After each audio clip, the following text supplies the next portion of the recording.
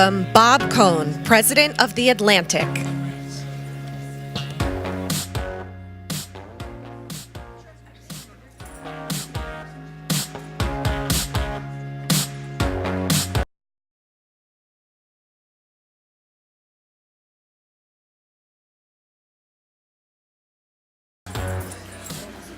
Good morning, everyone.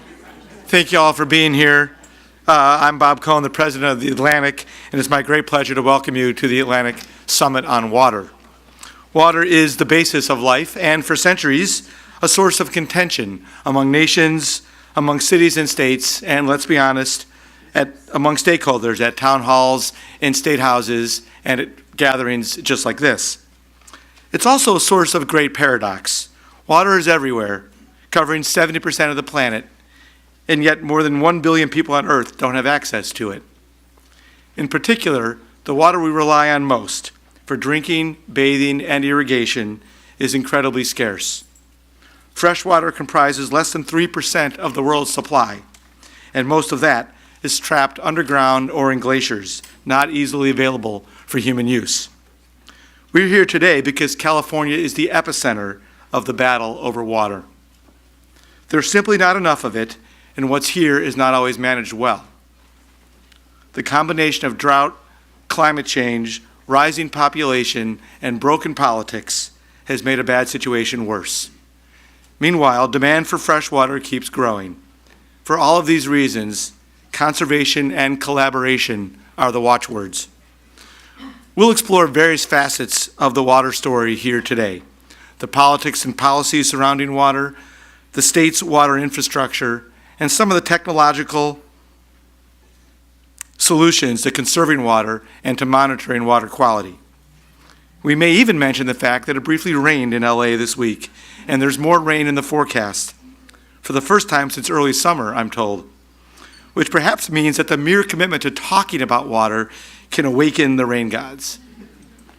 We'll also hear this morning about a unique partnership among agricultural groups, government, and environmental stakeholders in Ventura County, where they're working together to manage access to water. Before we begin, I'd like to thank our underwriter, Nestle Waters North America, for making today possible. Thank you very much for your support. I'd also like to say a brief word about the Atlantic. Yesterday, we marked our 160th anniversary. In the first issue of the magazine, which came out on November 1st, 1857, the founders said they wanted this publication to be the exponent of the American idea. Ever since then, we've been committed to exploring the most consequential issues of our time, first in print, and then more recently in the magazine, in digital, in video, in podcasting, and at live events just like this. Now, a bit of housekeeping. Please silence your cell phones, but keep them out. You can follow the conversation on Twitter using the hashtag AtlanticWater. We also want to hear from you in the room today, so we'll be taking your questions for our panelists throughout the morning. Now, to kick things off, please welcome California's Water Czar, Felicia Marcus, Chair of the California State Water Resources Control Board. She's here in conversation with Alex Cohen, the host of Morning Edition at NPR member station KPCC. Thank you.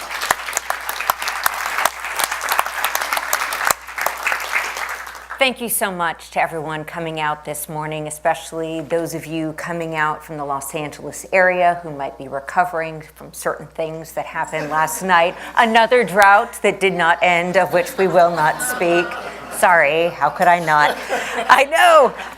And I will just use that as an opportunity to say Felicia Marcus is one of the most fascinating women I've ever met, not only in California, but anywhere in the world. No pressure. No pressure. She's got all sorts of interests, including baseball, a lifelong Dodgers fan, Star Trek, religious studies. I mean, I just love it. You're into so much.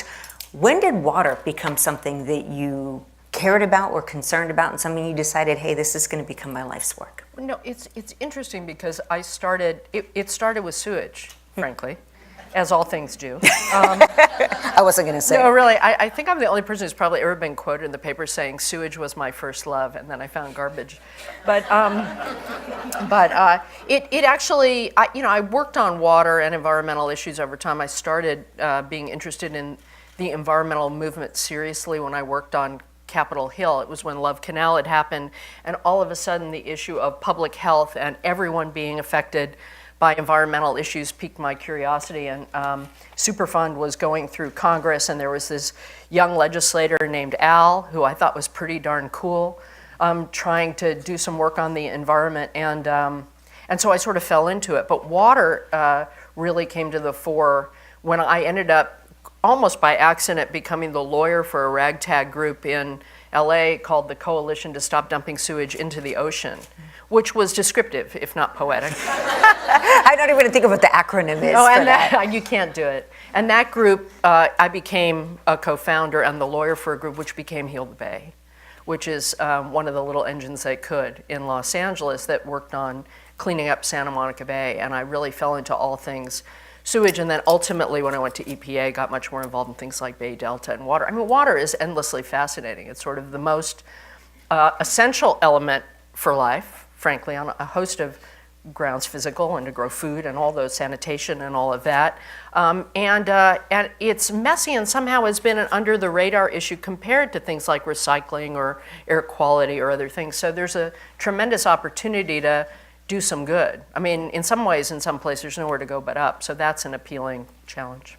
You were introduced earlier as water czar, which is the common term. I always like to get official about these things. Felicia Marcus's official title is chair of the California State Water Resources Control Board. Czar does sound cooler, but it's an epic job. I mean, there is so much. California is a huge state. There, as you outlined, so many different issues.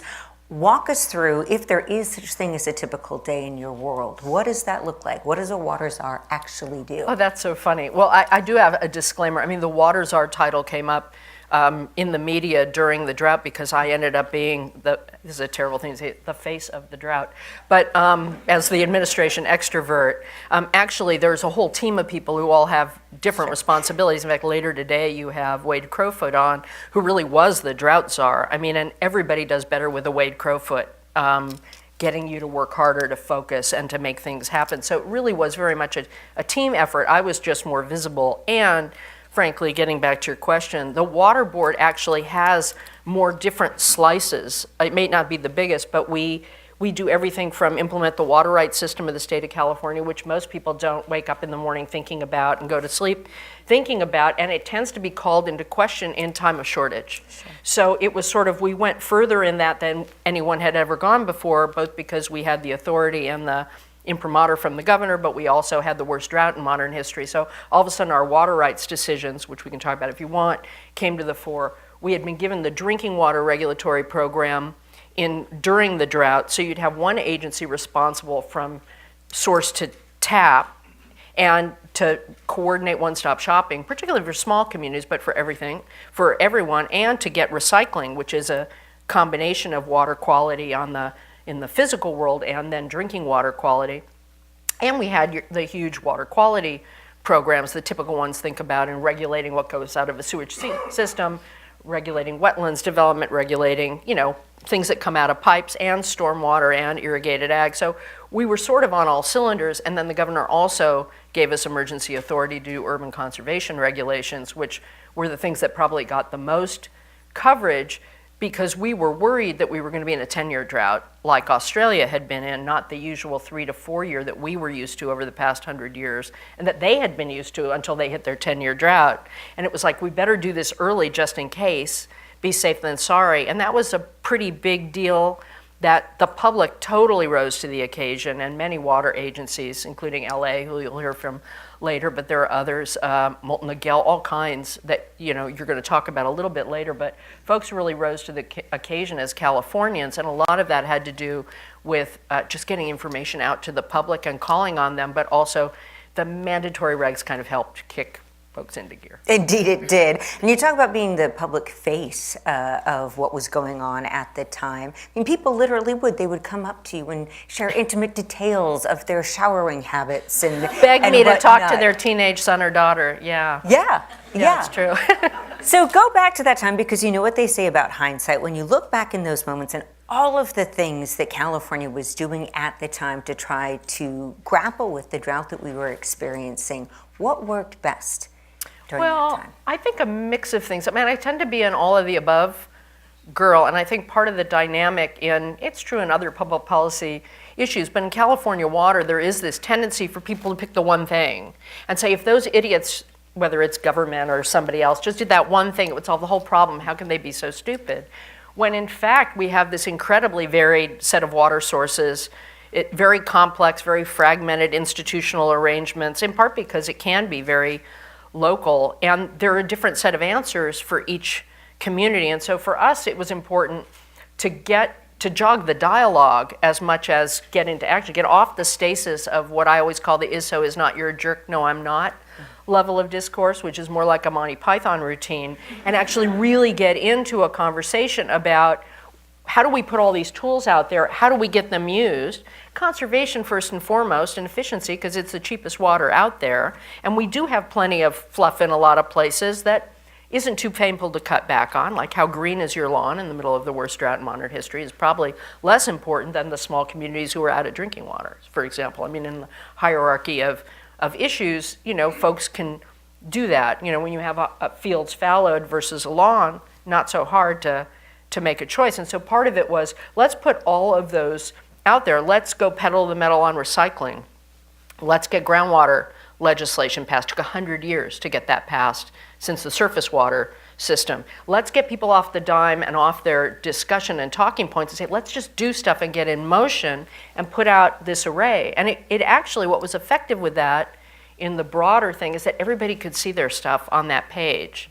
And everybody had to live with somebody else's stuff. I mean, people still might poke holes with something, but it really changed the nature of the discourse. And we basically said, we're moving, come with us if you want to, but we're not going to be stymied in making decisions. So we put out money for over $1 billion for recycling programs in grants and loans to get stuff off the drawing board in the ground. Huge sea change in public opinion on recycled water and within agencies. Folks showed that they would rise to the occasion and conserve in a way that still warms my heart to this day. And I think while the water use rates have gone up, they're still on average hovering around 15% less than before the drought. And that's after the worst, the wettest winter in, modern history. And so that you don't unlearn certain things about how you're wasting water on your lawn, or, you can't go back to taking incredibly long showers all the time once maybe some people can, but I don't know about you, I can't. Even when I go to a water-rich place, I go, yahoo, I can take a long shower. I can't do it anymore. And I keep thinking we should have busted that guy. When you interviewed me and we stood outside, she wanted to show me the shower in their studio and how long it took the water. And we were standing outside where somebody was on this long shower, and I still regret that we didn't just wait for them to come out and I could introduce myself. Say, I've been here. Yeah. So. I did. I literally pulled Felicia into the bathroom. I love that you remember that. It was hilarious. Well, and like you, and pardon the pun, I do like to see the glass half full, and yet, be it that guy at KPCC who was in the shower too long, or on a much more egregious level, folks who live not too far from where we're sitting right now. I mean, there were reports of water bills that came in, people trucking in water to Santa Barbara to make their yards look pretty at a time when residents in East Porterville had no water to drink. Kids who wouldn't show up to school because they had no clean clothes because they had nothing to wash it with. I mean, this is still a state that is very much a tale of two cities, or two kinds of cities. So looking back, what do you feel like you could have done more, could have done differently to move the meter even further? Well, I think that's a really good question. I mean, I think, again, because I've been doing this for a number of decades, I mean, we got more done in 2 years than we'd gotten done in 20 or 30 to move the needle, but there's so far to go that your question is right. I think an incredible coalition of folks, some of whom you'll hear from as well today, in representing disadvantaged communities on drinking water, worked incredibly well. I mean, great activists, sort of the same philosophy of many in this room. LA has quite a few very effective advocates, and I think Hilda Bay was one of the groups that was like really hard hitting, but also would sit down with the folks, finding allies in government, et cetera, and say, what do you need to be able to make it better, and then help get it. And so we got a whole suite of tools to order consolidation and to get the ability to give money to help people on domestic wells. That's how East Porterville is getting hooked up Now, that was from a government geek standpoint, that was impossible. So that was fabulous. If I was going to go further, I would have gone for even more money, even more authority, even more focus on how do we fund, and this is, you'll talk about this later today, how do we fund and subsidize the operation and maintenance for these communities? We got Proposition 1 passed with over $500 million for disadvantaged communities for capital, but we don't get to give money and build facilities for people who can't even afford to operate it. And their history in the past of systems being built that had to be turned off, because we've done such a good job in California, still far to go, with the toughest water quality regs, whether it's Chrome 6 or arsenic or any of those things. It costs a lot to treat for those. So we're not going to be able to replicate what the city of LA can do in every small community. So we really have to think differently about it, and I really appreciate the leadership, both of the disadvantaged community, their champions like Senator Monning, folks in the agricultural community that have come together with them to realize that getting drinking water to people in the Central Valley is critically important. It's just a fraction of the water. You know, at least nitrate contamination is not a contaminant for farming, it's a nutrient. So how do we solve the problem of just getting drinking water to folks who don't have it? To me, that is absolutely the most important issue. The other thing I would have done that I will regret to the end of days is in trying to do these tough trade-offs, particularly around the Bay Delta, which is the hub of our drinking water and ecosystem for like 2/3 of California, if not more. In trying to figure out how to balance fish and wildlife and human needs, we cut it way too close on fish and wildlife. And we lost a second year of salmon by, you know, sort of all the agencies together, but blessing not saving enough cold water in Shasta, which not to say we would have saved them all, but I think we err too far on the side against the ecosystem, and we really need to make up for that and plan better for drought, so we're not just making these tough questions with people crying and busloads of people thinking that we're leaving water for fish to frolic in, while, because the fish aren't the reason their wells went dry, but it's understandable. So I think we need to get ahead of the curve, and we're trying to do that in our Bay Delta Standards update to try and get more water into the ecosystem, because Californians want that too.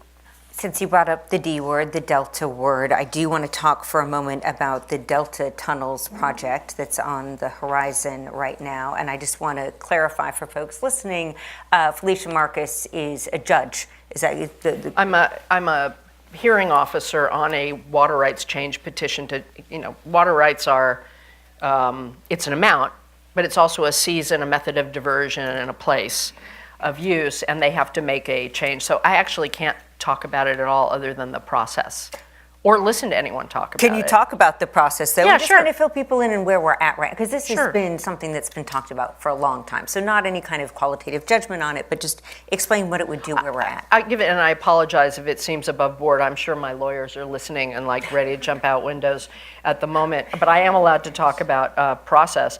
You have I'll try and make it brief rather than wonky. So you have this proposal. There's all kinds of things happening about it in the media that's not in front of us right now. We have a petition to add a method of diversion higher up on the Sacramento, so at the time that the pumps get turned off, in theory, you could bring water underneath the delta and not create reverse flows, which are part of the problem for messing up salmon and dealing with smelt. It's pretty complex plumbing, but that's it in a nutshell. The big fights are over how much water goes through it, the disruption of that. So it has a number of processes, and there are a number of lawsuits already. You know, there are folks who can challenge it based on the decision. There are folks who can challenge it based on the environmental documentation. That's not in front of us. We just started first. Now there are more for us. We have sort of a narrow decision that comes through evidence presented, cross-examination, rebuttal, sur-rebuttal, where people test each other on the evidence about whether the project as proposed is a yes, and to be a yes, it has to not harm other legal users of water ability to get their water. It has to not hurt fish and wildlife, and our choices are yes, as proposed, no, or yes with conditions.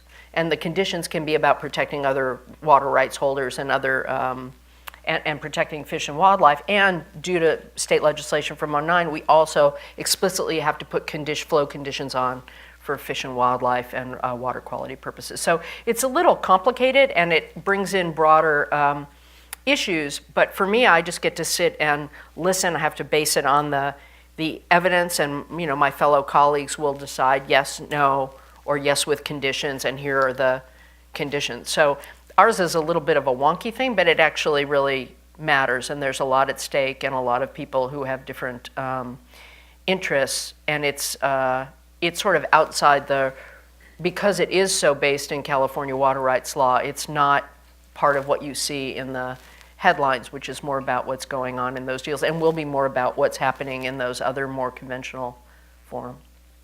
We have a few minutes left with California's water czar, Felicia Marcus. If you've got a question that you'd like to ask her, we've got microphones on either side. Just raise your hand and we will bring a microphone your way. We've got one down here in the second row. We'll start off right here. Melissa McKeith, Citizens United for Resources and the Environment. Good morning, Felicia. Good morning. The State Board really grapples with so many hard issues, so congratulations on your leadership. One of the most challenging issues facing the board right now is what to do with the declining Salton Sea, which is California's largest lake and the last remaining Pacific flyway. Can you give the audience a little bit of an idea of what your vision is for what can happen with a smaller sustainable sea?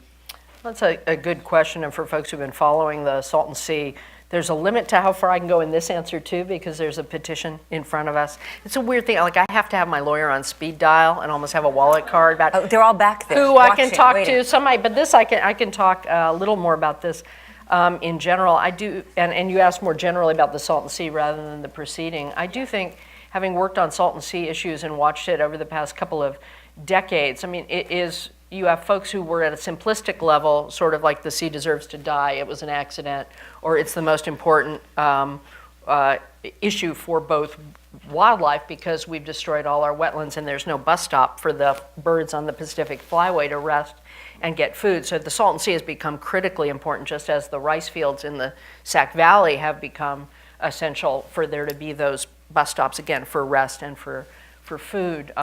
And energy on that incredible voyage that migratory birds take up and down, sort of an incredible miracle in general. And so it is important. We also have a problem with the sea receding, both naturally, but also speeded up by transfers between, this goes back to a 2002 decision of the board to transfer water to San Diego Metropolitan, Coachella, I think, has a piece of it as well, and would shrink it faster. And what ends up happening is it shrinks, some of it more natural because more's not coming in. It's basically an ag drain with a little bit coming from the Alamo, New Rivers, and the Whitewater River, is the dust playa gets exposed. It's not exactly the same as Owens Valley, different constituents, there's people who are still looking at it, but you got a lot of people living there in already a place with high asthma rates and already a lot of dust, and so you have the specter of even more dust. So you have a potential public health disaster, and you have this issue of habitat, both for my favorite bird, the pelican, and other fish and wildlife. So it's become something of a battleground, and so the challenge now is figuring out what to do. As with so many of these issues, it's less of is not, you're a jerk, no, I'm not, level of discourse, or Abbott and Costello is the other thing that always comes to mind in water conversations. It's more of a question of how can you manage it? And what happened, I was working on it 20 years ago, people had grand visions of bringing the sea back to the water skiing era of the 50s, and understandably, if you were down there for economic development, you would want that. And the resources, they came out with a $9 billion plan to do it, which would never be funded. The good news about this era is both the county, Imperial Irrigation District, and the parties recognize that our best chance is let's sustain a smaller sea that we have a shot at sustaining within our means and just get going. This is my bias, is the perfect is the enemy of the good. Let's get folks into action doing something that changes the dynamic. That was the Heal the Bay philosophy. It's like pound the table, but when the city sat down at the table finally, we sat at the table and tried to figure out how to make things happen. When you get people engaged in figuring out how to do something on the ground and they start seeing tangible success, it breeds more success, and you give more power to the doers and take it away from the talkers. And that's what's happening on the Salton Sea. My apologies to others who wanted to ask questions today, because I too would like to hear the answers. Unfortunately, our time is like the Salton Sea, and it has shrunk to that moment where, in order to keep things on track, we have to end it here. But my huge and sincere thanks to Felicia Marcus, California's Water Czar. Thank you for the time. Thank you.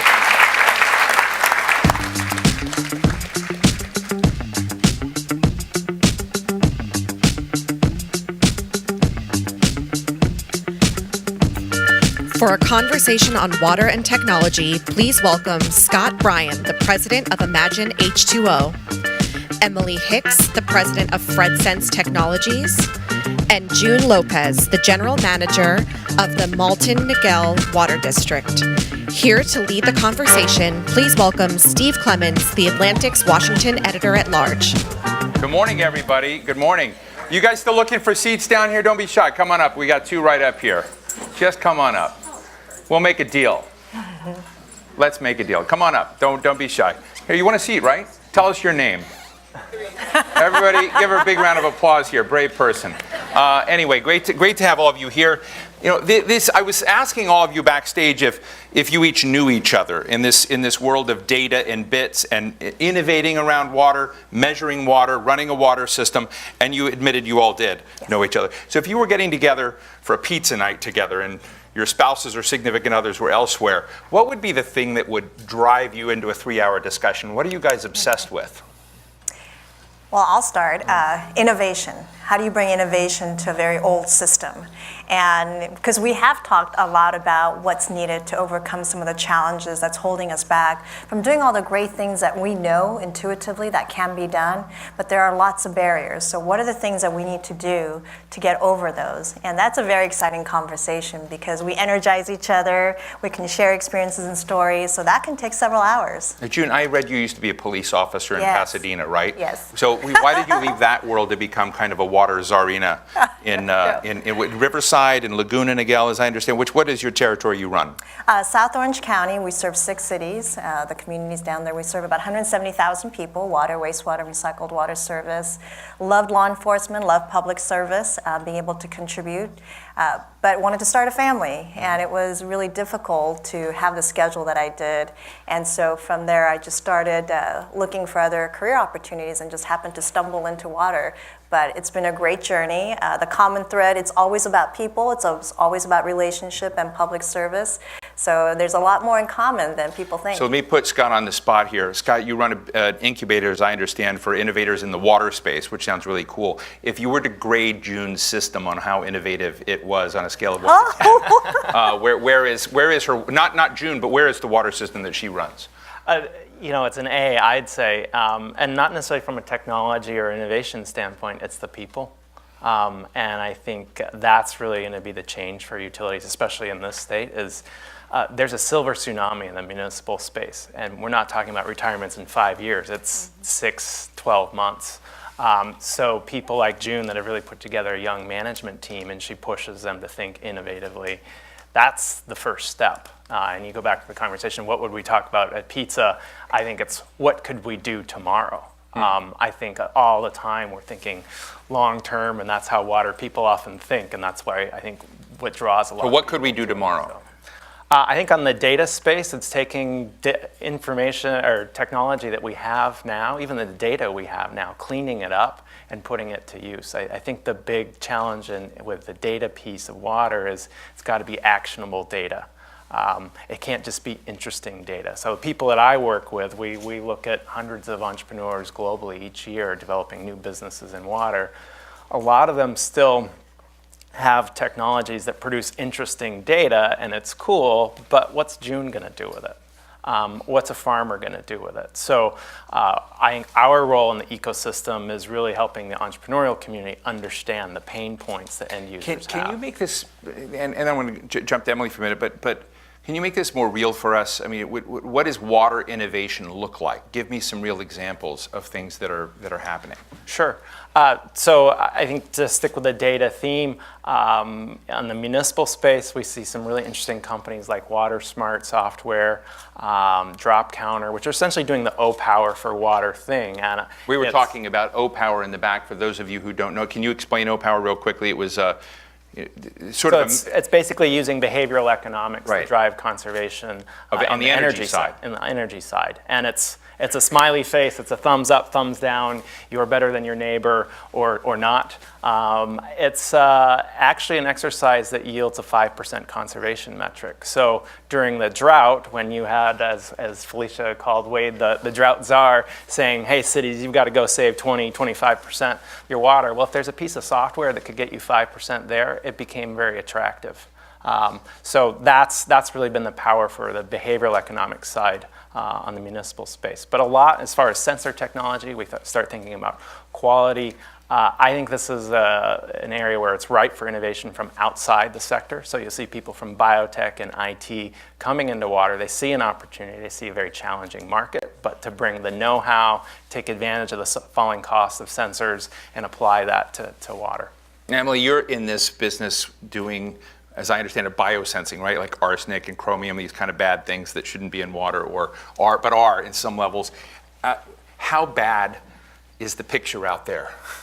It's a good question, and I think it depends a lot on where you are, but what we're really finding is that a lot of these specific chemical parameters, we don't have a lot of information on them. They're things that get monitored maybe once a quarter, if at all. Sometimes they're not monitored at all, and there's just not a lot of understanding of the quality of the water. We focus a lot sometimes on the, how much water is there, but not always on specific quality parameters, which if the water has, contamination with some kind of heavy metal or pesticide, it's not clean water. And being able to get actionable data about that you can do something with is definitely a big challenge that we've seen, and one of the things that we're trying to solve at FredSense. So walk us down that. What have you discovered? What's been the most shocking thing you've learned as you've gone into water systems? Have you done Beverly Hills water? No, we haven't done Beverly Hills. I think one of the interesting bits for us, and starting out as young, naive entrepreneurs, we thought, wow, we have this great technology that can detect all these really bad things in water. Everyone's going to want this. Why wouldn't they?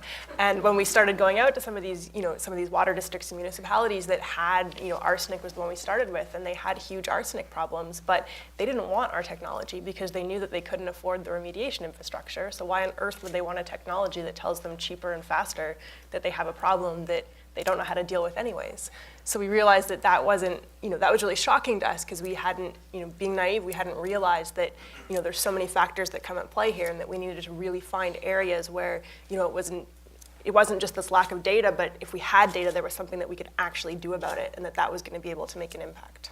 Do you work together at all? I mean, were you an incubator in Imagine H2O? Yes, so we're one of Imagine H2O's current portfolio. So how many, and do you work with Imagine H2O? Do you take stock of their best people and steal them or something? We certainly learn from them. Yeah, but I'm interested in incubators and whether or not they actually, I understand you had about 350 people at a conference recently, and you had different winners. I may have some of these numbers off, but just kind of give us a sense of how dynamic this is, because one of the big things, particularly in California, but you mentioned utilities, is this sector is not looked at as a highly innovative sector. You're the only incubator in water in the state of California. Sure. And I don't know if there are others around in the United States or not, but it raises the interesting question of why things were so frozen, why utilities could continue to run as they were, why there are so many incumbent sort of stranded problems in this for so long. And so I'm just interested in what tensions you're disrupting. Sure. When we started out in 2009, I'd say the idea was more to have a business plan competition, and over time that's morphed into an accelerator program, and each year we're taking hundreds of startups globally, isolating it down to a group of 10 to 12 companies. And then really help them get to market. So that's really become more of a path to market. But I think that the change in the last few years for us is we probably spend as much time with end users as we do with entrepreneurs. And the challenge for entrepreneurs and end users in this space is, how do you fix that customer question? How can utilities become better customers? And how can an entrepreneur show up at the utility and actually be able to address a problem that they're willing to pay for? So that's really been more of our convening role lately, is to kind of actually provide that path to market that makes sense and is an actual solution that an end user might want. June, I found this great quote from you that I ferociously disagree with, but it's interesting. I've learned that when it comes to water, everyone is right. It's not about proving who's right or wrong, but trying to see where there could be some commonalities and alignments. And I think there was this other line. Finally, one of the things that I do a lot when we talk about water decisions and people get really worked up or angry even, is to remind everyone that no one's going to die. Compared to having to make decisions can result in life and death, this is all workable, so let's all take a collective breath, calm down, and just talk through it. You're such a kumbaya type person. Water and the water wars in California, Mulholland taking water from up north, bringing it down here, looking at the water wars that continue to go on even today, and some of the discussion that we heard earlier. How do you remain so placid in this? And do you not have a sense of the tectonic friction that's going on in the water world right now? Definitely feel the friction, a lot of times in the middle of that friction and the tension. But I've had the great privilege of working in different communities, Southern California, Northern California, urban, rural, disadvantaged community, public, private systems. And so I've had an opportunity to work with the people that we serve. And as Scott said, it's really about the people and the people that we serve. So I make it a priority for myself and staff to have that connection with the people that we serve. And as you learn, everyone has a reason for why they have their belief. And when they feel very strongly about water, because it's critical to life.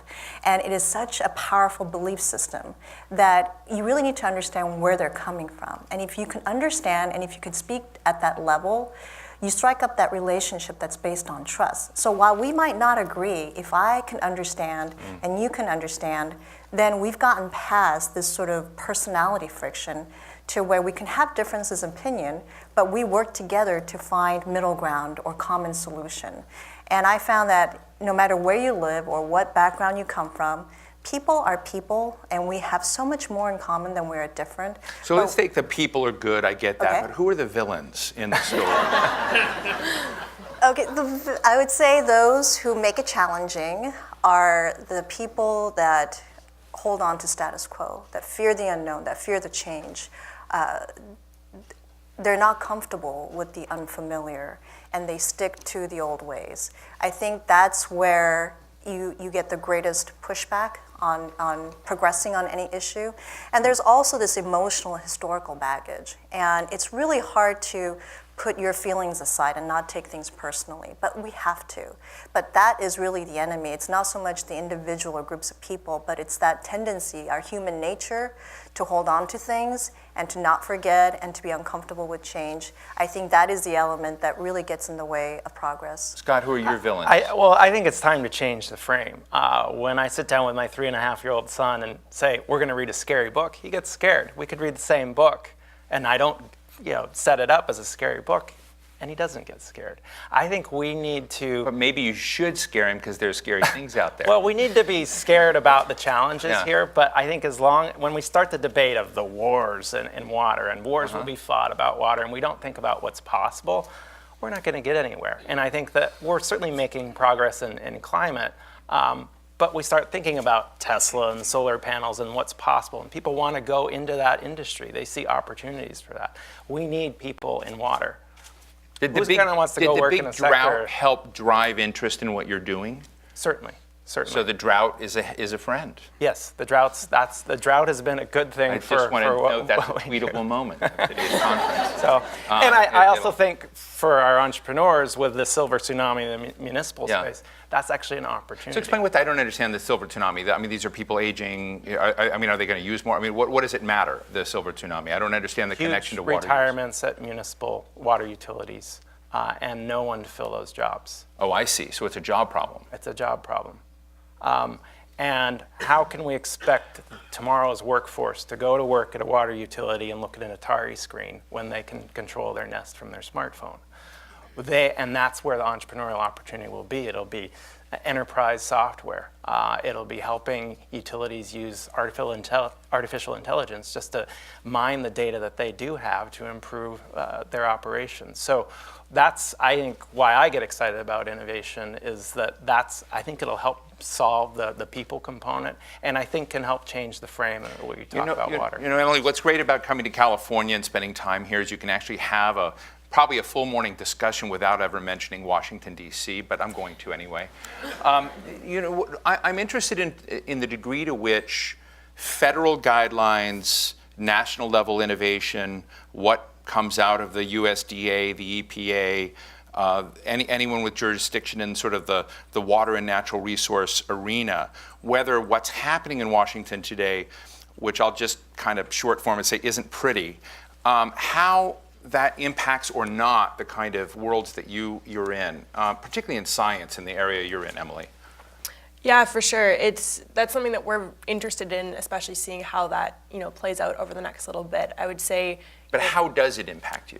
From our perspective, it doesn't. It hasn't at this point Canadian, had a huge. so. Yeah, I'm Canadian, so totally different. Now we do all of our work. You have a retreat worked out. Exactly. Yeah, exactly. But we do a lot of our work in the U.S. But most of our stuff is more on the local level, to be honest. We see in sensor technology, we see the EPA as being something that's it's a hurdle to be able to get sensor technology adopted from a regulatory perspective. Not lots of field technologies have ever been adopted by the EPA for regulatory purposes. So we know that is a. But cities, counties, and states can do it without the federal guidelines. Exactly. So if they're using it for process monitoring, so if they're using it for their own knowledge, which is really what we target, and groups that are not just monitoring for compliance purposes, but have a need to actually understand what their water looks like on a regular basis for them to be able to make changes. And so from that perspective, what's going on a federal level, it kind of dictates what they're interested in and what they're looking at, but it hasn't had a huge impact on necessarily how they work with us in terms of what they're interested in looking at. June, do you have to pay attention to Washington, or can you ignore it? Oh, we have to pay attention. I mean, there's regulatory requirements, there's funding, there's the trends. I mean, you talk about, there was a great interest from the White House and the previous administration on the data, and we wanted to make sure that was preserved so that we can continue to do good work that was starting to be cultivated in California, and we still do that. So we have to be aware of the context in which we operate, because even though we serve a specific community, we believe in the broader community. Does the current administration remain interested in your data? So far, we've been working with the same staffers. There's been some changes, but we are keeping our efforts in California going and really trying to focus on what we can do here, working with the various state agencies and local agencies. And we hope to get some support from the federal, but it really hasn't been an ongoing relationship. I mean, we come together, we do data challenges, hackathon, those kinds of things, and those are still being planned. Before I go to the audience and we take the mics out there, I want you to tell Scott in his big innovative sandbox that he has, as someone who consumes and who sort of looks at bringing and kind of being a front line of bringing innovation into real water provision and water system governance, what are you missing? What do you need him to invent that's not there?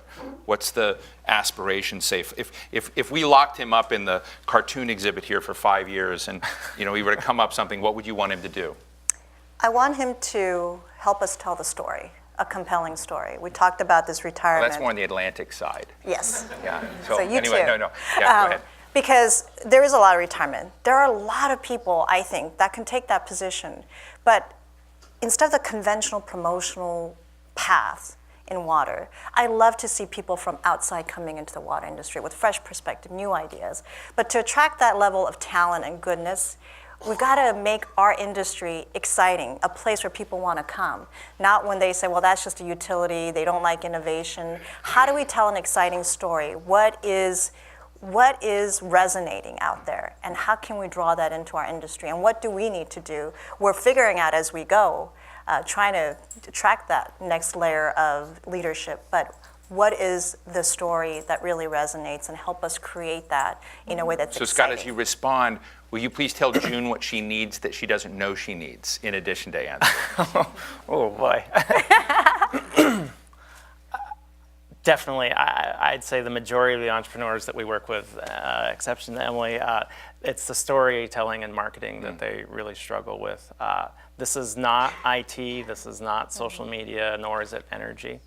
For the entrepreneurs we work with, they enter in looking at this as a 10-year journey. There'll be maybe less than 200 million of venture capital in water this year. That's done in a day on Sand Hill Road. So we've got to change those stories. We've got to bring talent into the sector on the entrepreneurial side, and we won't do that without some entrepreneurial successes. So I think that's a piece of it.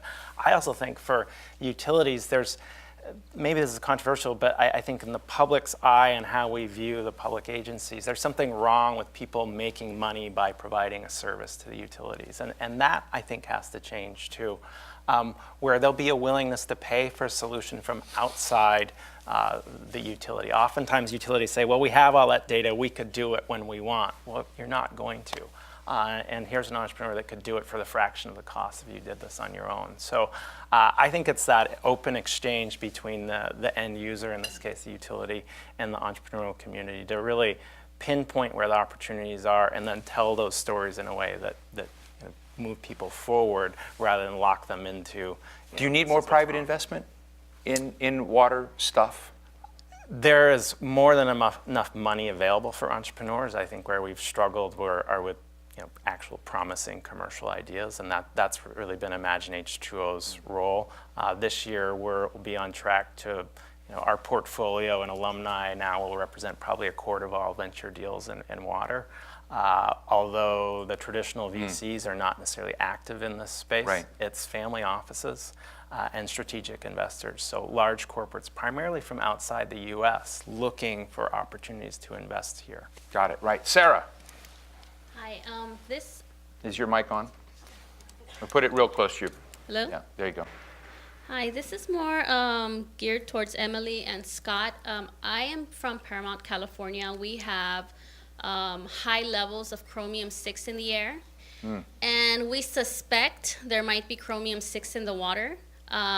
What type of testings do you guys have available to find out whether there is chromium-6 in the water? I didn't invite Emily up. And Yeah, is this an easy answer? This is an easy answer. So at FredSense, we make portable testing units for measuring specific. Do you have one here you can lend to her? I don't have one Yeah? here, no. But we have a test for Chrome-6. It's a little cartridge-based system that you plug into our device. And what we've tried to bring to market is something it provides really good data that's comparable to that which you get from the analytical lab, but it's much cheaper, and it's not something where you have to mix 12 chemicals and then decide what color is. It's as simple as inject the water into the device, and then everything's done inside. And my second part to the question is for Scott. Let's say we did find that there was chromium-6 in our water. Do you know, or is there anything? Call Rachel Maddow. Is there anything available, like filters or some type of systems that would be able to clean or filter the chromium-6 from water? There is, and I think in all cases in water, although I'm kind of on the front lines of looking for new innovation, we have the technology to treat arsenic. At large scale? Large scale. It's going to be the cost and the political will here. Felicia noted how many different utilities there are and how small they are. I think. So what's the story there? If you go and you get this little machine and you can instantly see the chromium-6 is in the water, and hopefully it's not, but if it is, then if this is made aware to the public, to the utility, isn't there some sort of incumbent responsibility to move? I mean, we know the Flint story, and now there's lots of liability tied up in the Flint story, but don't those disclosures and data drive necessary responses, or you get litigation and whatnot? Certainly, and that's going to be one of the challenges for the You have utilities. chromium-6 in your you've checked? We checked. Okay, good. But it's interesting to look at, say, the consumer market in China and how they're approaching this. Is when you have that test in the field or your home, right, and you realize you have a contaminant, that piece of technology isn't going to give you the hotline to the local utility. It's going to take you to an e-commerce site, right, like an Amazon, where you're going to order that filter and it'll be there for you tomorrow. Okay, enough marketing. Okay, yes. Right here. Well, Kevin Harbert from Hi, BizFed. Kevin. So, Emily, you mentioned that you approached water companies. And Scott, I think you mentioned filters. So how about a marketing idea of going after homeowners or multifamily, high-density, buildings or developments? Maybe that's one way. And then on a reverse level, if there's a certain concentration, then we can approach our, powers that be to get something going. You can get groundswell that way. Thank you. Thoughts? Yeah, I think that's a great idea, and that's something that we've thought a lot about. And one of the things we started doing was actually working with a company in Mexico that wanted to do just that. There's a lot of distrust in the water in Mexico City, and they wanted to be able to provide solutions for every homeowner to be able to understand if their water is safe to drink and be able to have a lot more confidence in that system. And so we think that's definitely a really interesting angle for this, and something that we hope that in the future, as we have sensors in our refrigerator and we have sensors in virtually every other part of our house, why would we not have sensors in our water tap to be able to know that our water is for sure safe to drink? Let me ask one last question. We're sitting here talking about, as this gentleman just did, the residential and the kind of human dimension piece of this. And as we heard earlier, and as we're going to be discussing later with the president of the California State Senate, the agricultural water use is sometimes out there as well. And I mean, it's huge when you look at the sort of numbers, and you just wonder, okay, we can monitor houses, we can test for chromium at the personal level, but unless you begin to shift the behavior and usage somehow on the ag side, does any of the other stuff on the sort of household consumption really matter in the end? So just quick answers. I think ag has done a lot, and What's the biggest thing they've done that you'd give them credit for? I think they are doing smart irrigation, and they're also turning their farmlands into estuaries, so there's multi-benefit. There's some very exciting things that are out there, and so I do give a lot of credit, and the land's been fallowed. I think we all have to do our part. It's not just urban and ag. We got to stop defining it that way, because it's not those kinds of issues. Emily, if we did define it at least that way for the balance of my question. Well, I mean, I think I would really just echo what June's saying, that it's, it has to come from all different parts in order to really have a solution. And I think there's been lots of really good advances in the ag space. We're not really in that space right now, but I think it definitely we have to not be dividing it like that and have everyone really coming in for that. Scott? You've got to involve the consumer, and I think the more they know about their water consumption and what's in it, they start thinking about what's happening in the other part of the state. And we can't think about water as it's just going to be fixed over there. We all have to be part of this, and I think that's what the drought did, is it did bring people together around what could be a very controversial topic. Is Imagine H2O online? Yes, we're online. What's your web address? ImagineH2O.org. Do you have your best stuff there? We're structured as a nonprofit organization. We don't just do technology. We actually have a policy program with the Milken Institute, where we're identifying ways where policy can actually lead to the broader adoption of innovation and try to fix some of the consumer or the customer issues within the municipal space in California. Well, I will say that if you guys do ever have pizza together, it would be more exciting than I thought it might have otherwise been. So, ladies and gentlemen, Scott Bryan with Imagine H2O, Emily Hicks with FredSense Technologies, June Lopez with Mountain Miguel Water District. Great to have you all here. Thank you.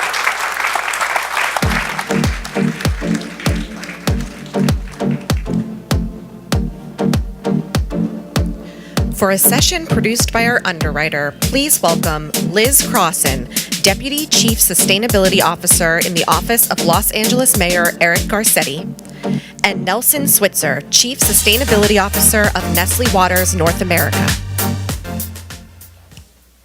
Hello.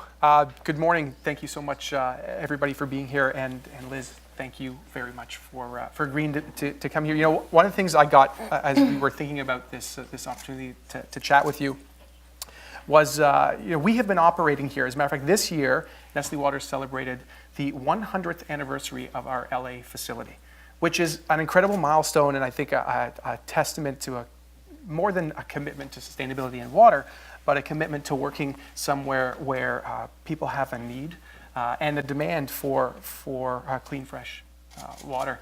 So I think it's a great opportunity for us to chat with you as the Deputy Chief Sustainability Officer to Mayor Garcetti. So thank you. Pleasure.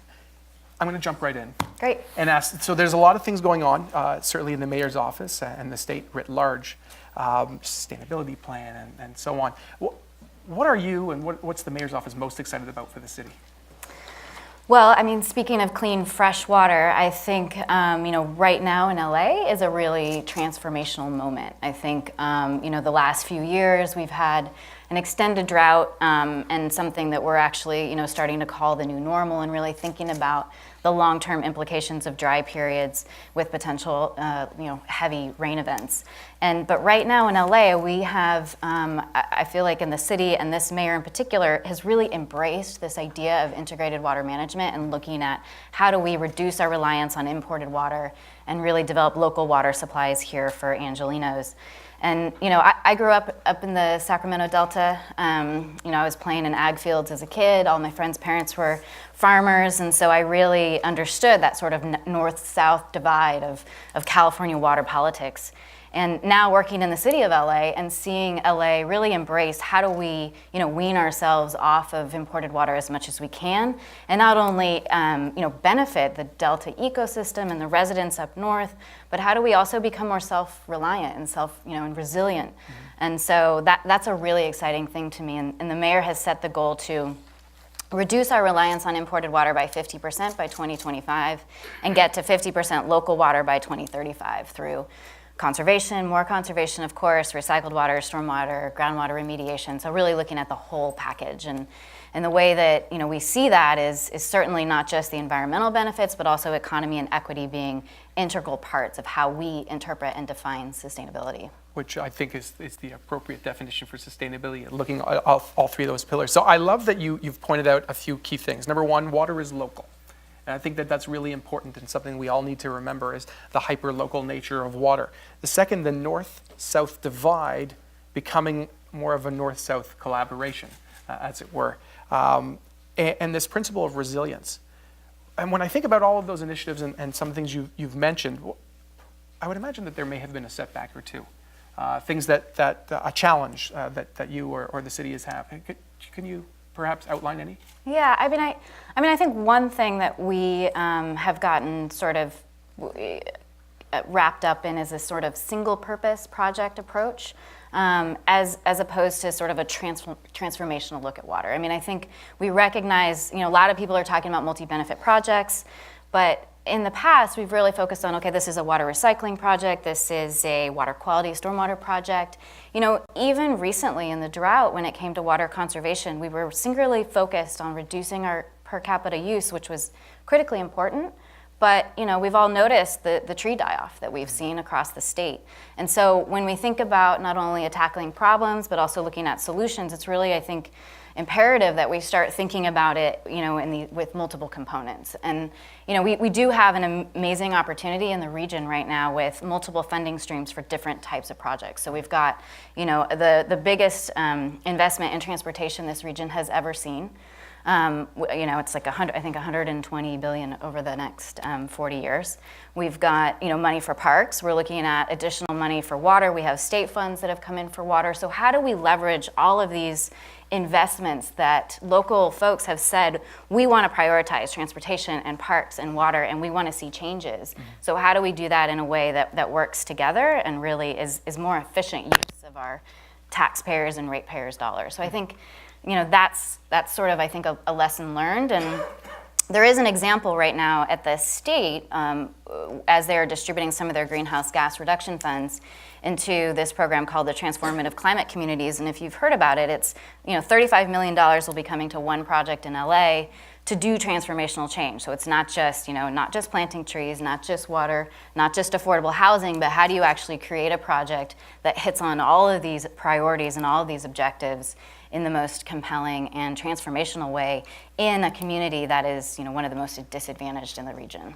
So I think that's a great example of where we need to go. I think that's a great lesson that we should all take, whether you're a corporate or an NGO or anybody, is if you're going to invest money in a project, you have to try to figure out how you're going to design that project so it becomes self-sustaining, so that it doesn't need the continued infusion of capital and effort and research and time, and you shift yourself from a project-based approach and pilots all the time to really making a big move and a big shift. I think that's a terrific lesson to share. We talked right at the beginning about that definition of sustainability: environmental, economic, and social. How is the work that the City of Los Angeles, that you've been doing, how's that really helping to enhance livability, livelihood within the city itself? I mean, water is a place where you can really talk about how you're improving livability in a neighborhood. And, so far, I would say that, we've really done it on a pilot basis, and we do have a long ways to go. But the opportunity is there to, create a workforce when you're talking about water projects, especially things like green infrastructure, livability. You can reduce the impacts of heat island and long-term climate change impacts through trees and vegetation. There's been studies even on the East Coast that have shown that when you put in green infrastructure and water projects, that you can reduce crime in a neighborhood. You can certainly create, safe corridors to schools and business and from homes. So, I think there really is an approach that looks through a livability and economic lens to really lift up communities with these water projects. At the same time, I think, what LA is really trying to figure out, and I think a lot of communities across the country are actually trying to figure out, is how do you also protect people that are already in those communities. So as you improve communities, you want to make sure that you're not displacing people, whether they're renters or homeowners, and also small businesses. So really trying to figure out what are some mechanisms that we can put in place to protect the local community at the same time that we're trying to improve the community. And so a couple of the things that we really want to do in the sustainability office and the mayor's office is to start to actually quantify some of those other benefits that are improving the livability. We want to be able to demonstrate that the benefits that they're bringing. I think protecting communities is another big priority. And then it's also about the messaging of that too. So sure. If we're going to ask people to pay for stormwater projects or whatever it is, we need to make sure they understand exactly what we're talking about. This could be a park space. This could be a green street. So right. We have a lot of work to do on that one. Right. Stormwater and sewage can actually be sexy, and people have to realize that. I've always thought so, and you heard Felicia. So. Yeah, absolutely. So, and I do like that. I mean, when you think about, water as a mechanism for delivering health, prosperity, environmental integrity, I think those are incredibly important, and all of those certainly contribute. So thank you for that. I've got one more, because we've only got about a minute and a half left. The principle of collective action. When we talk about water stewardship, understanding how to be efficient, understanding how to understand your stakeholders and what's important to them, as you've mentioned, but also getting to a point where you're actually working collaboratively on a shared goal with other groups, whether it's other governments, academia, not-for-profits, and so on. What's the appetite of the City of Los Angeles to actually work in collective actions to deliver these transformative projects? Well, the mayor's goal with the Sustainable City Plan was to develop and work with a sustainability stakeholder group, both in the development of the plan, which took about 18 months, and through the implementation of the plan. And so that has certainly been part of the ethos of how we deliver on sustainability in the city of LA. I started out as an outside stakeholder in the development of the plan, and now being on the sustainability team, seeing both sides of it. It's a critical part. There's no way that Los Angeles can deliver the 256 initiatives in the Sustainable City Plan without everybody in the room and millions outside of the room. And so it's absolutely part of our strategy. And we are going to be working on a refresh of the Sustainable City Plan and actually initiating a whole new stakeholder process that I hope all of you will be interested in joining, with local NGOs, community groups, other government agencies, businesses, academia. I mean, we really need everybody to figure out and tackle the problems of Los Angeles. So the development of the plan itself was a massive collective action. Yes, it was. I think that's terrific. On that, I think we can probably end this and say thank you very much for your time and for your candor. Thank you. Thanks.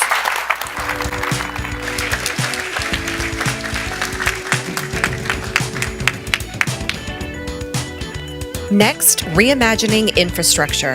Please welcome Wade Crowfoot, the CEO of the Water Foundation, Veronica Garibay, the co-founder of Leadership Council for Justice and Accountability, and George McGraw, the founder and executive director of Dig Deep. Welcome again, KPCC's Alex Cohen. So we were just talking backstage. It's hard enough. Water, as many of you know, pardon the pun, a bit of a dry topic. You add the word infrastructure to that, and it's almost the kiss of death. And yet it is the most important, one of the most important issues when it comes to water, especially in this state. So we're going to make water infrastructure sexy again. But before we do that, I think we need to set a little bit of a foundation here. And Wade, I'm hoping you can, for people who aren't as familiar with California's water history, remind us, what is the infrastructure? When did it come to be and how? Great. So when we think about infrastructure, what comes to mind are dams, canals, maybe pipes under streets. And that is indeed the backbone of California's water infrastructure. Developed middle part of last century, 75 years old, in some cases 100 years old. And it worked well for a long time. About 2/3 of the precipitation that falls in California falls in the Sierra Nevada mountains. Dams have traditionally collected that snowmelt over the spring and then sent it on through the State Water Project and the Federal Water Project to cities and farms. And as I said, that was really an engineering marvel, the middle part of last century. But a lot has changed over the last 70 years. The population's doubled. The economy's exploded. California is now, I think, the 6th or 7th largest economy in the world. We know a lot more about the environment and the impact of human development on the environment. Upwards of half of our native fish species in California are under threat or potentially extinct in the next 20 to 25 years. Our river systems that we rely on for water are under stress and over-allocated. Our groundwater, our underground aquifers are depleted. So while that infrastructure served us well in a different era, it's no longer serving us well. And if you add on to that climate change, this would actually compound the challenges with our infrastructure. Science tells us that warming winter temperatures mean more precipitation falls as rain and not snow. So that carefully designed system to capture that trickle-down snowmelt in the spring is actually outmoded. And then, of course, drier soils, more evaporation off the reservoirs, and then extreme weather in the winter, the flip side of drought, flooding, et cetera. So I like the name of this panel, Reimagining Infrastructure, because it's truly what we have to do.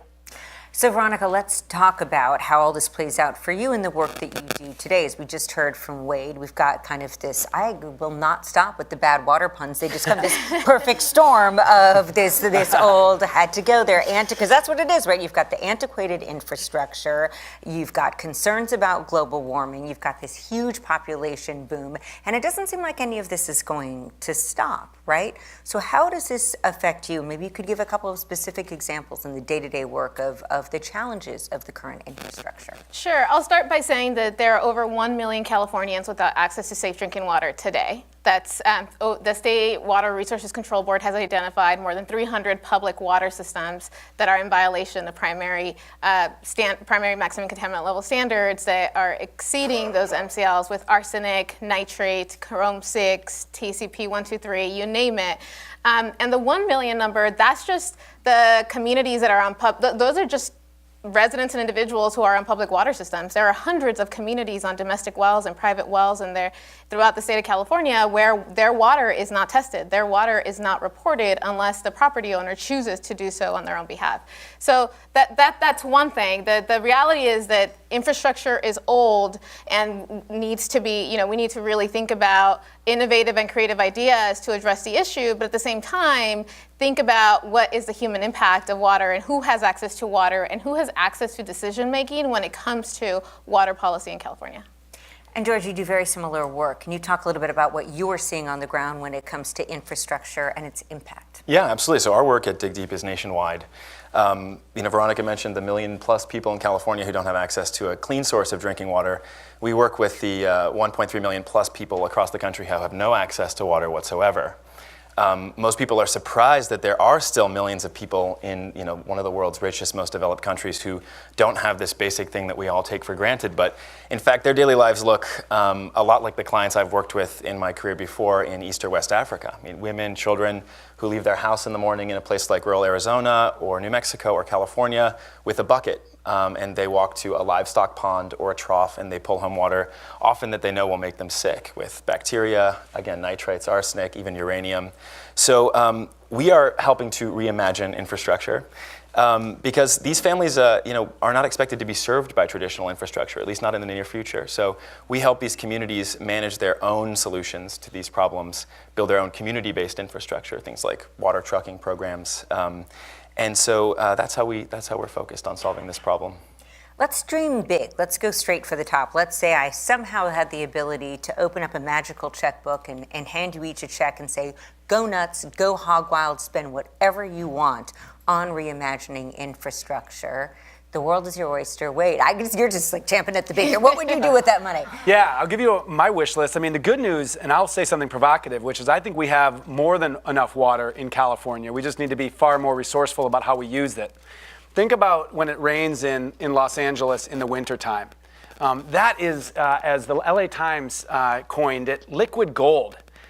For a region that imports 85% of its water from these stressed river systems far away, it should be capturing this winter stormwater and underground aquifers for future use, building that local sustainability.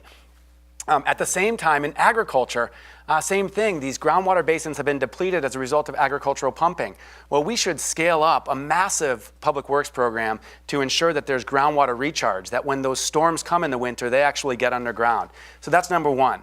Number two is we need to be more efficient about the way that we use water. That's not something terribly sexy, but if you look at what we could be capturing in efficiency in our own lives or in economic productivity, there's a lot more to be done. Then you think about water recycling. Why don't we use molecules more than once? Why are we flushing our toilets with potable water? We're doing that because we haven't had to do anything different. And so it's not that the technology doesn't exist and we need a technology breakthrough. It all exists, but we need to apply that as well. I'll lastly give two other things that I think we should do. One is we should reintegrate natural systems into our infrastructure. For so long, infrastructure means sort of human-created, hard development. Think gray infrastructure. We need a lot more green infrastructure. Give you an example. In the Central Valley, we will spend upwards of $40 to $50 billion over the next decades protecting that area of 6 million people from flooding. It's essentially a large floodplain. And so the traditional model is to build levees and to try to strengthen those levees over time. Well, guess what? That's really expensive and also not terribly dependable. So a new approach has been adopted by the state just this year to prioritize conservation and these floodplains. The idea that if you create the infrastructure so when it storms and those levees are threatened, the water can go over in strategic places and flood fields. A great idea, and guess what? It's how nature works. And guess what? It helps those threatened fish. And in some cases, creates an ancillary revenue stream for farmers. So we need to bring nature back into the equation. And then lastly, on the other side of that, I think we can apply more technology to infrastructure. When we think of infrastructure, we think of stuff, physical stuff. But we should be increasingly thinking about data. And how can we measure and manage water more nimbly? Right now, our system is really brittle, so we can't get water where it's needed. And we saw that during the drought. If a willing seller of water wants to sell water to a willing buyer, we don't have a market. We have a regulatory process that takes weeks to approve that transfer. We should be utilizing data and building that into the infrastructure equation so we can be much more nimble with our use. It's all achievable.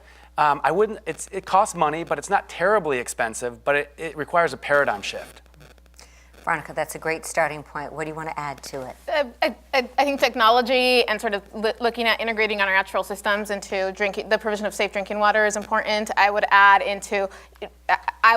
sort of we need to think of creative revenue ways, which Senator Monning will talk about later today, about how to make water affordable for low-income Californians throughout the state of California, especially when you have to throw in treatment. And we have to invest in the treatment and technologies to be able to clean up contamination in a much more affordable way and to do that.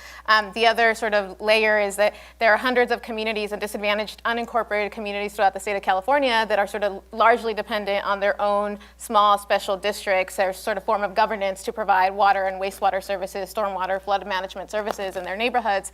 And so the entire process is so fragmented that it's really difficult to secure safe water. It's really difficult to develop the technical, managerial, and financial capacities to be able to provide safe drinking water in communities. And it's also much more difficult to sort of democratize our water system and make sure that those that are most impacted and most vulnerable to water scarcity are actually part of the solution and are helping shape sort of what our infrastructure looks like in this new time and new age of where we are being forced to think about how do we do things differently, as opposed to just putting pipes in the ground and then walking away and not thinking about it again. George?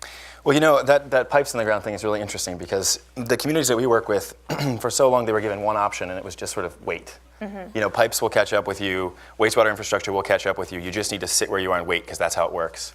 And we're finding that that's not happening, right? I mean, these places are mostly socioeconomically marginalized communities of color. Think like the Flints of the world, where infrastructure isn't something that you can just rely on someone else to give you. So if I had a blank check, I think I'd use it, or suggest that we use it to support the communities that don't have any access to infrastructure now, and build a coalition of federal, state, tribal, local, nonprofit, and human-centered agencies to help these communities get access to the water they need now. But I think an important part of the equation that hasn't been brought up here yet are, if there are maybe 2 million people in the country who don't have any access to water at all, what about the other 331 million people who have access and who take it completely for granted? I mean, a lot of people in California, a lot of the discussion around the drought was, the average Californian is using 70, 80, 90, 100 gallons of water per person per day at home. The average client on one of our projects is using maybe a gallon.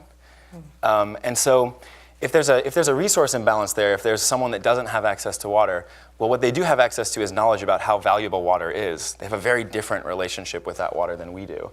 So I would really like to use resources to help Americans, especially young Americans, reimagine their relationship with water, build, for the first time maybe, a relationship with water, understand how valuable that is. So once a year, for instance, we challenge our young supporters, take 24 hours and try living on what one of our clients does, a gallon or about 4 liters of water. What would that be like if that's all the water you have today to shower, to cook your food, to brush your teeth, to get through the day? That kind of experiential learning causes a paradigm shift, right, that can really change our relationship with the resource. And if we can do that in a meaningful way, we can change sort of the market trends in supply and demand. We can certainly change policy in a much more powerful way because we'll have public support that is really grounded in fundamental experience and not just, I'm so glad that all three of you brought up, because we think infrastructure and we think tunnels and reservoirs and pipes and all the rest of that, but of course none of it means anything without that human component and how we use it and think about it. And I think that thinking about the resources is part of it, but thinking about the options and the possibilities. Wait, I want to go back to the whole notion of toilet to tap, and I just have to jump in because my personal curiosity is killing me. Have you drank water that was once in a toilet? Sure. I think most of us have probably drank water that was once in a toilet. Yeah.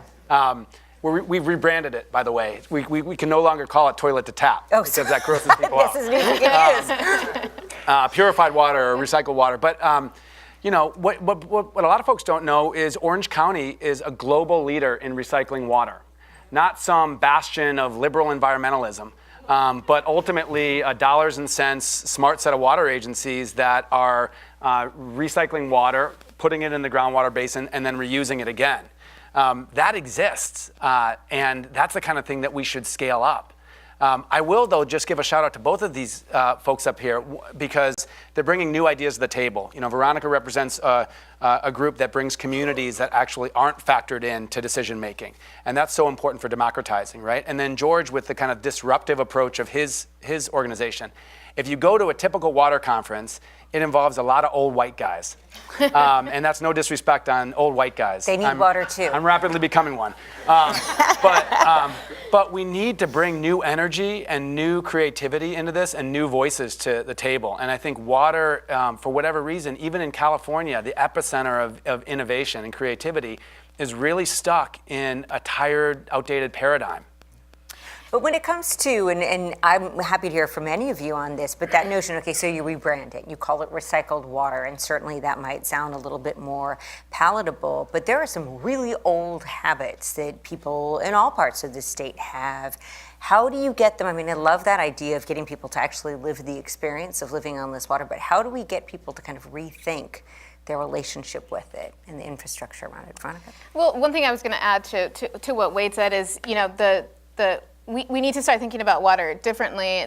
And I do most of my work primarily in the San Joaquin Valley and in the eastern Coachella Valley in California.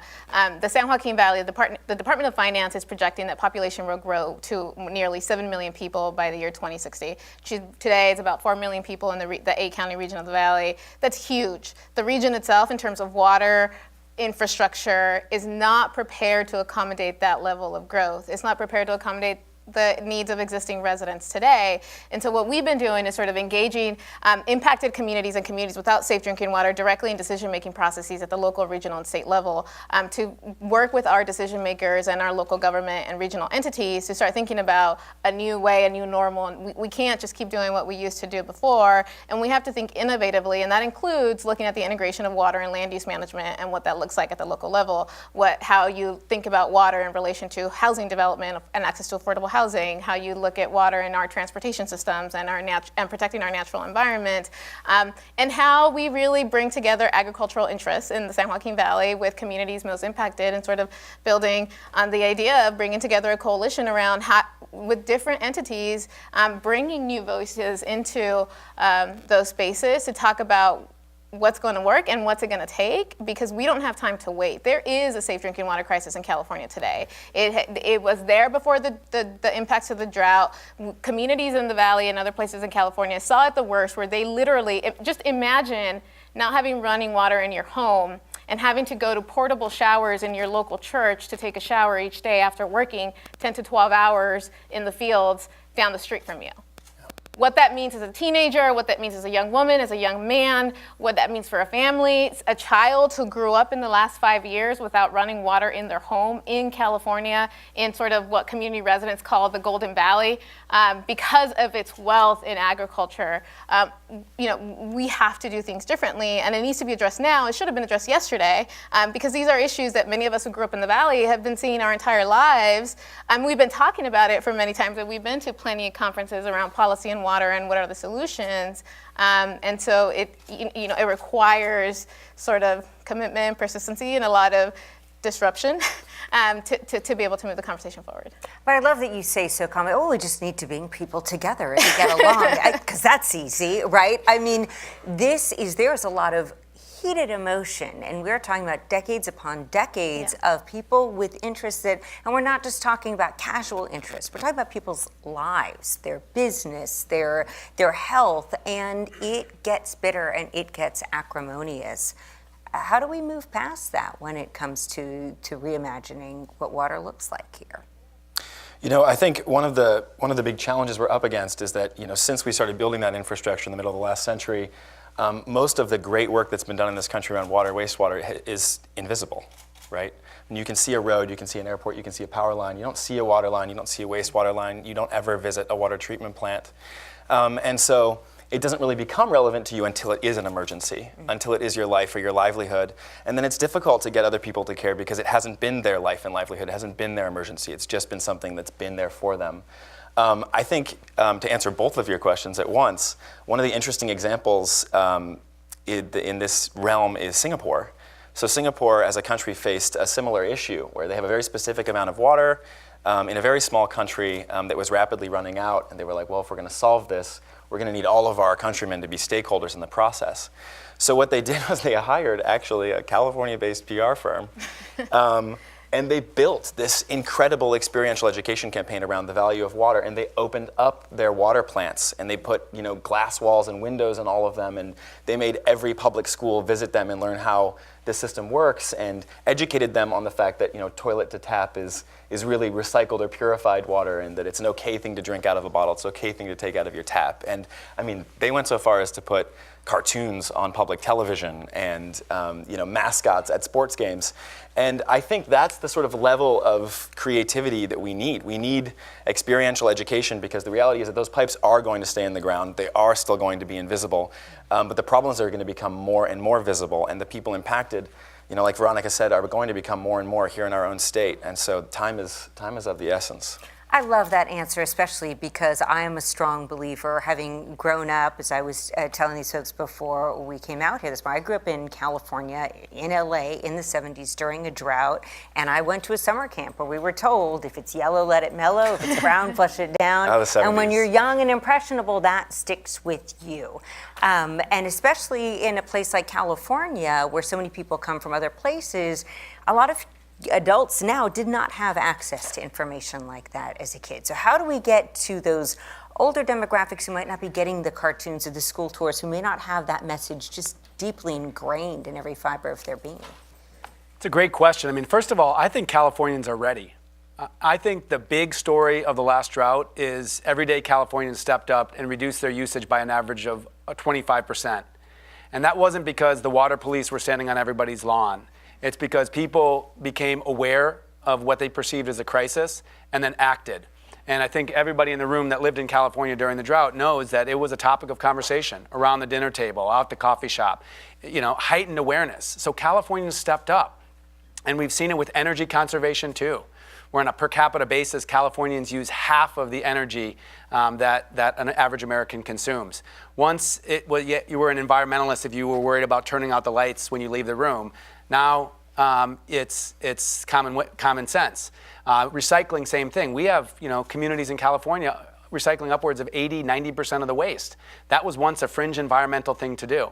So I do think a piece of it is through education and young people, and then I think a piece of it is through really educating on the new normal. There's nothing like a crisis to actually focus attention. And I like to say that the drought we just experienced will be the new normal. If you look at science, that suggests that drought is going to be pretty typical by 2050. And so how do we take the action that Californians demonstrated in the last drought and really normalize it into a new ethos? That's the key question in my mind. Veronica? I agree. I think we need to start talking about access to water in a very different way, using various mechanisms or various communication channels to do that. And schools is one thing, and engaging youth is another. But also, how do we get at the adults? And also telling the stories of what's happening across California, in our state, and across the nation when you turn your tap and your water's not there anymore. And so what are you supposed to do? And then sort of talk about what you can do as a community, what you can do as a family, what you can do as a state to move things forward and become engaged with your water providers, know where your water is coming from, know what's in your water.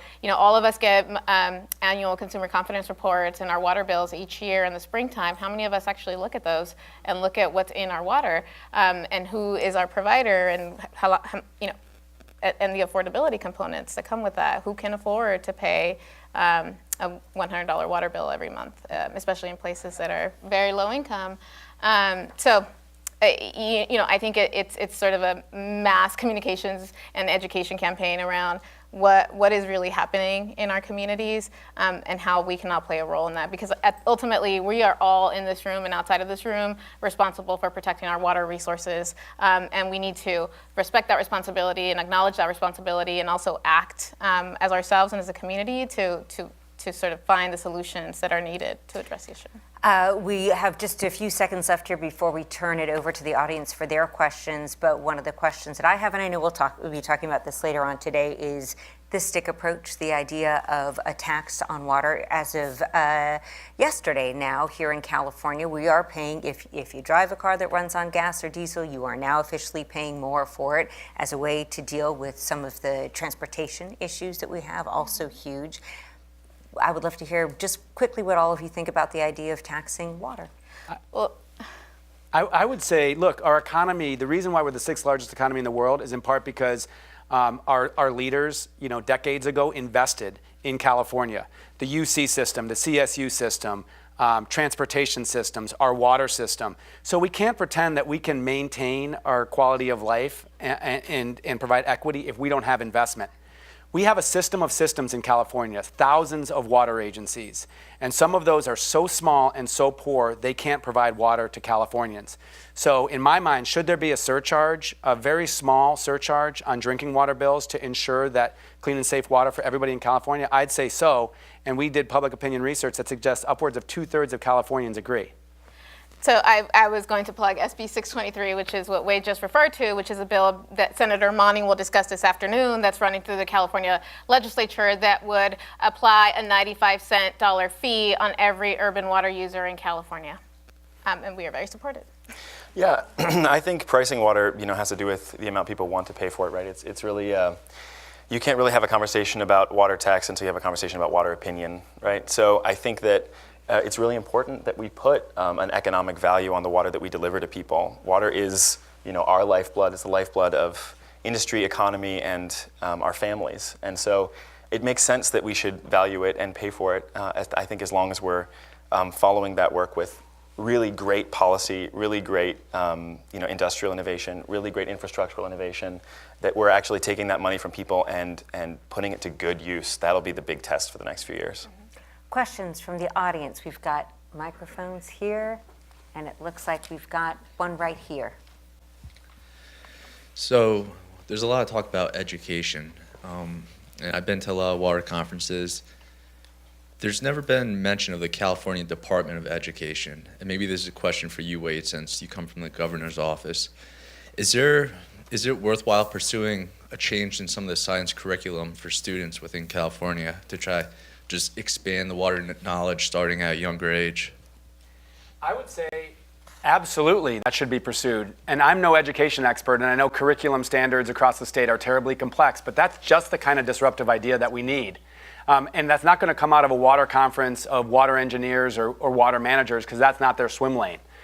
So I would say absolutely, let's start a movement for education. Recycling, for example, or energy efficiency. The gateway, I joke, the gateway drug to recycling is kids coming home and shaming their parents. And so let's do that with water conservation.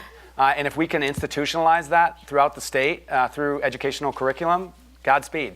I'm going to jump in too and say that is an excellent idea, and it's something that private foundations and nonprofits like ours have been working on. I know in California we have the Water Education Foundation that's sponsoring this Project WET, which is a curricular program that they give sort of to public and private school teachers to use on their own, but that still relies on the teachers to take the initiative to actually put it into their curriculum. But it is getting easier and easier to design curricula that can be used across schools, especially with new Common Core standards. And so I think that's been one of the big goals at our organization, is to figure out how to do that at a state and someday on a national level. And so I hope to see that definitely. We have a question back there. Yes, my name is Madeline Glickfeld, and I wanted to, first of all, compliment the panel, especially Veronica and people like Veronica who've done so much to bring the problems of rural communities, and get to the point where we have a solution to those rural communities. My question is, we don't know as much about urban communities. We do know that we have more people in urban areas that are poor, having their water shut up. We do know that they live in very small communities where there's groundwater pollution. They're getting their water from groundwater. So how are we going to start to solve problems like a small water district serving a poverty community where 3 out of 4 of their wells are not working and they don't have enough fire pressure for a fire? Sure. I mean, I think that there are a number of efforts right now in California to address those issues and address small districts and urban areas that aren't sort of dealing with the same issues in rural communities. I'll point to AB 401, which was carried by Senator Dodd when he was an assembly member, which looks at, it tasked the state water board with reporting to the legislature on how to make water affordable and look at low-income water rate assistance programs. That report is due to the legislature early next year, and there will be potential solutions on how to look at that. SB 623 and bonds and other, there are dollars that prioritize funding for communities, both urban and rural communities, to make sure that those water needs are met. I pointed to 623 earlier, which is the bill that is running through the legislature now that would have that would apply a water user fee to all urban waters in California. The bill itself also has it would house the fund at the State Water Board, but it would also require the State Water Board to launch a public process to do a needs assessment, a statewide needs assessment to identify the communities, the small districts, the small public water systems, and private and areas served by private private utilities to look at and really assess what the needs are, to then determine how best to use the funds that are being brought into the system. To your point earlier about the test is going to be how we spend that money, the idea is, we need to have, the idea with 623 is have a big public process to really identify what those needs are, whether it's source vulnerability, whether it's fire pressure is now a huge issue because of impacts of climate and what we're seeing. And the hope is that through those processes, we start identifying and prioritizing which communities really need that support. There are communities in California, mostly rural, who really need clean, safe water in their neighborhood. So, they will be on the list as well. But I don't think there's going to be a debate about urban, rural. And so how do we as a state come together to address issues that are similar in some ways and different in others, but the need is still there? I'd like to just echo those sentiments. Thank you so much to all three of you for the work that you do and for taking time out of those very busy schedules for joining us here today. Thank you. Thank you.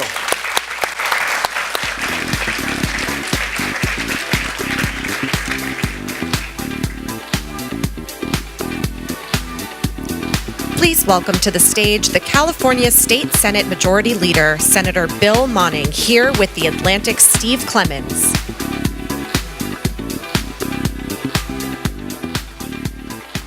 We're back. Nice to be back. So in my little off time, I went and Googled for poems on water. There are such things. I don't know. Do we have any water poets in the audience? So I found one by Emily Dickinson. Water is taught by thirst, land by the oceans past, transport by throw, peace by its battles told, love by memorial mold, birds by the snow. I just thought it was nice because the first line, water is taught by thirst, it kind of captures the tension, I think, that's running through some of this conversation, Bill. And I know in your role you become obsessed with those that are thirsty and those that have bad water. There are about 1 million people in California that don't have access to clean potable water, which is an astounding thing because this is the richest state in the country. So tell us how that is. Right. Well, first I want to thank you, Steve, and the Atlantic for hosting this. Thank all of you for being here. California's water challenges, our water problem, our water crisis, has actually been a pretty well-kept secret. I'd say more Californians know about Flint, Michigan, and lead in the water in Flint, Michigan, than know about the fact that over 1 million Californians don't have access to clean, safe drinking water. And that's distributed among about 300 communities, largely rural, but not exclusively, from the Oregon border to San Diego. 300 communities, water districts that can't provide clean, safe drinking water. And the problem, what the communities have in common, they tend to be low-income, disadvantaged communities that cannot raise through their own water rates sufficient resources to pay for the remediation, the cleaning, or the patch to a clean water system. When one thinks about that and thinks about how bad that is, I mean, you know that, your fellow legislators know that, Jerry Brown knows that, so what are you doing about it? So I've introduced legislation, Senate Bill 623, in this last session that will carry into 2018. We have a broad coalition. You just heard from Veronica and Wade. Their organizations are part of this coalition. It's a very interesting coalition that's brought agriculture together with what we call environmental justice communities and certain water districts around the state to negotiate, first to look at how do we understand the scope and the nature of the problem. It's partly the result of agriculture and nitrate contamination, but there's a lot more than that. There's naturally occurring contaminants. We heard about chrome-6, arsenic, uranium, where there's no polluter you can point to, sometimes a function of drought, depleted water tables that then produce some of these contaminants. So in coming together to look at the solution, folks that usually aren't partners, from the United Farm Workers Union to the Western Growers Association, sitting down at a table to understand. These are normally not friendly to That's each other, correct. Right? So my roots, I was an attorney with the United Farm Workers Union. If we were on a good day, we were negotiating across a table for a contract with members of the Western Growers Association. Those were the good days, the negotiations. The worst days were on picket lines and acrimonious relationships. This coalition that's brought together farm worker organizations, environmental justice, and ag It's breaking down the problem. To what extent is agriculture responsible? The Water Foundation has done a lot of the data and metrics. About 30% of contaminants are ag-related, both people growing crops, but also dairy, other farm animals. But about 70% are these natural occurring contaminants. And so as we look towards a solution, we want to raise basically a super fund, a safe, clean drinking water fund, which my bill would do, and it would be funded through an agreement that's already been reached among these very diverse stakeholders that creates a funding mechanism that would raise. Pays? So ag pays about 30% through a mill tax on fertilizers, a tax on dairy, and that's been negotiated within their associations. And then we look to ratepayers around the state to pay what we call a de minimis assessment of 95 cents or less per month on their water bill. But if you're at 200% of the federal poverty line or below, you don't pay, you're exempted. So we're asking Californians to hold hands to protect and advance the human right to water. We're the first state of 50 to establish the right to clean, safe, affordable drinking water as a human right. That was done in 2012. So that's the law of California. We say access to clean, affordable water is a human right. We haven't figured out yet how to fulfill it. We think this bill is the way to do it. Why are water districts in such opposition? So some water districts, larger urban water districts, are opposed, I would say, mostly on principle. Los Angeles is opposed? Los Angeles, East Bay Mud, which is Oakland, Alameda Country. Want to have a chat with anyone after the? We welcome it. You know, we've reached out to those water districts as we've been designing the legislation. I think they would represent their position better than I will, but my understanding is they're philosophically opposed to asking their ratepayers, for whom they are presumably providing safe, clean drinking water, why should they be part of the solution for these communities that don't have the resources to provide safe drinking water? Our response to that is it's a human rights issue, it's a California issue. If we spread the cost and hold hands and have a de minimis fee of 95 cents a month, exempting poor people, we can solve this problem. Our bill would raise about $2 billion over 15 years. 95% of every penny raised would have to go to direct remediation, providing a treatment facility, linking a community to a clean water supply. And it could be used for emergency bottled water, but that's what we want to get away from. We've been relying on emergency bottled water for too long. I have constituents who can't drink the water out of the tap, they can't bathe with it, and they can't cook with it. But many are still getting a monthly water bill, and they're spending $40 to $50 a week buying bottled water for their family. And these are often the people least able to add that $40, $50 to their weekly budget. I'm shocked because I had no idea, to be honest. And I was reading about this. You do have a Republican co-sponsor on this bill, and I found that refreshing because there's not a lot of bipartisan stuff going on, but I also know that you've got 2/3 of the Senate and about 2/3 of the House. Why do you need the Republican? Right. So it's a fair question. Getting a 2/3 vote in our legislature, even though we currently have 2/3 Democrats in both houses, some of our Democrats have a tough time going up on any revenue vote because they're in what we call a fragile district and they'll be susceptible to being taken out. We have a colleague from Orange County, Senator Josh Newman, who voted on our transportation bill. He's facing a recall because he put up a vote that is the gas tax that will support repairing our roads. So it's delicate.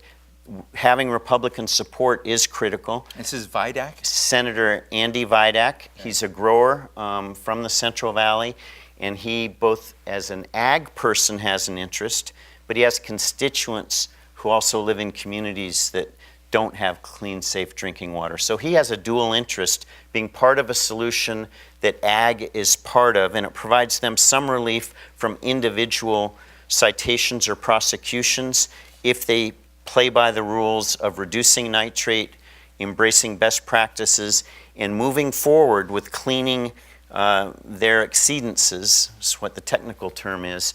But by ag joining and being part of this solution, they become part of a solution that's funded through a mill tax. That's a technical term. It's a tax placed on their use of fertilizers. And so the more you use, the more you pay. And that becomes part of this fund and would raise about 30% of the fund, about $30 million a year. The ratepayers about $70 million. Is Jerry Brown for you or against you? He's strongly supportive of this. The California Do you Department. like Jerry Brown? Yes, What's it like to work with him? Well, Jerry's an interesting guy. All I can say is for Do you those. hang out? Does he smile? Occasionally, when it's his joke, he smiles. When it's my joke, he's usually trying to figure out what's the inner meaning. California's been very lucky, and we joke Jerry Brown 2.0 the second time around. He's very thoughtful. He's not running for re-election. He can't. He's termed out as governor, and he's been very fiscally conservative. But he's taken some bold steps. Our cap and trade extension is huge. The transportation bill is huge. We passed bonds this year on affordable housing and a state parks bond. He was involved, sleeves rolled up, meeting individually with legislators. Experience does make a difference. People think, throw the bums out, bring in fresh faces, fresh ideas. If you need brain surgery, you want somebody who's done a few. And I would suggest that there is some utility to people in government who have some experience, some skill.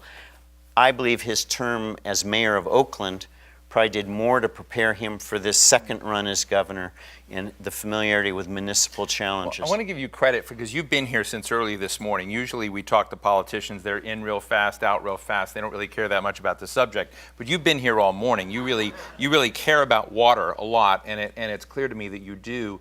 What is the literacy of your colleagues in the California legislature on this subject? Do they understand the consequences and how important it is? And because I watch from Washington the kind of politics of this here and the battles in the state, and just one wonders what the literacy level is of some of your colleagues. Well, it's a great question. By definition, my 39 colleagues in the Senate and 80 in the Assembly represent very different districts. We're dealing with multiple issues all the time. They have their favorite bills that they're pushing. And a lot of the work to be successful with your own piece of legislation is engaging, spending time with the other members.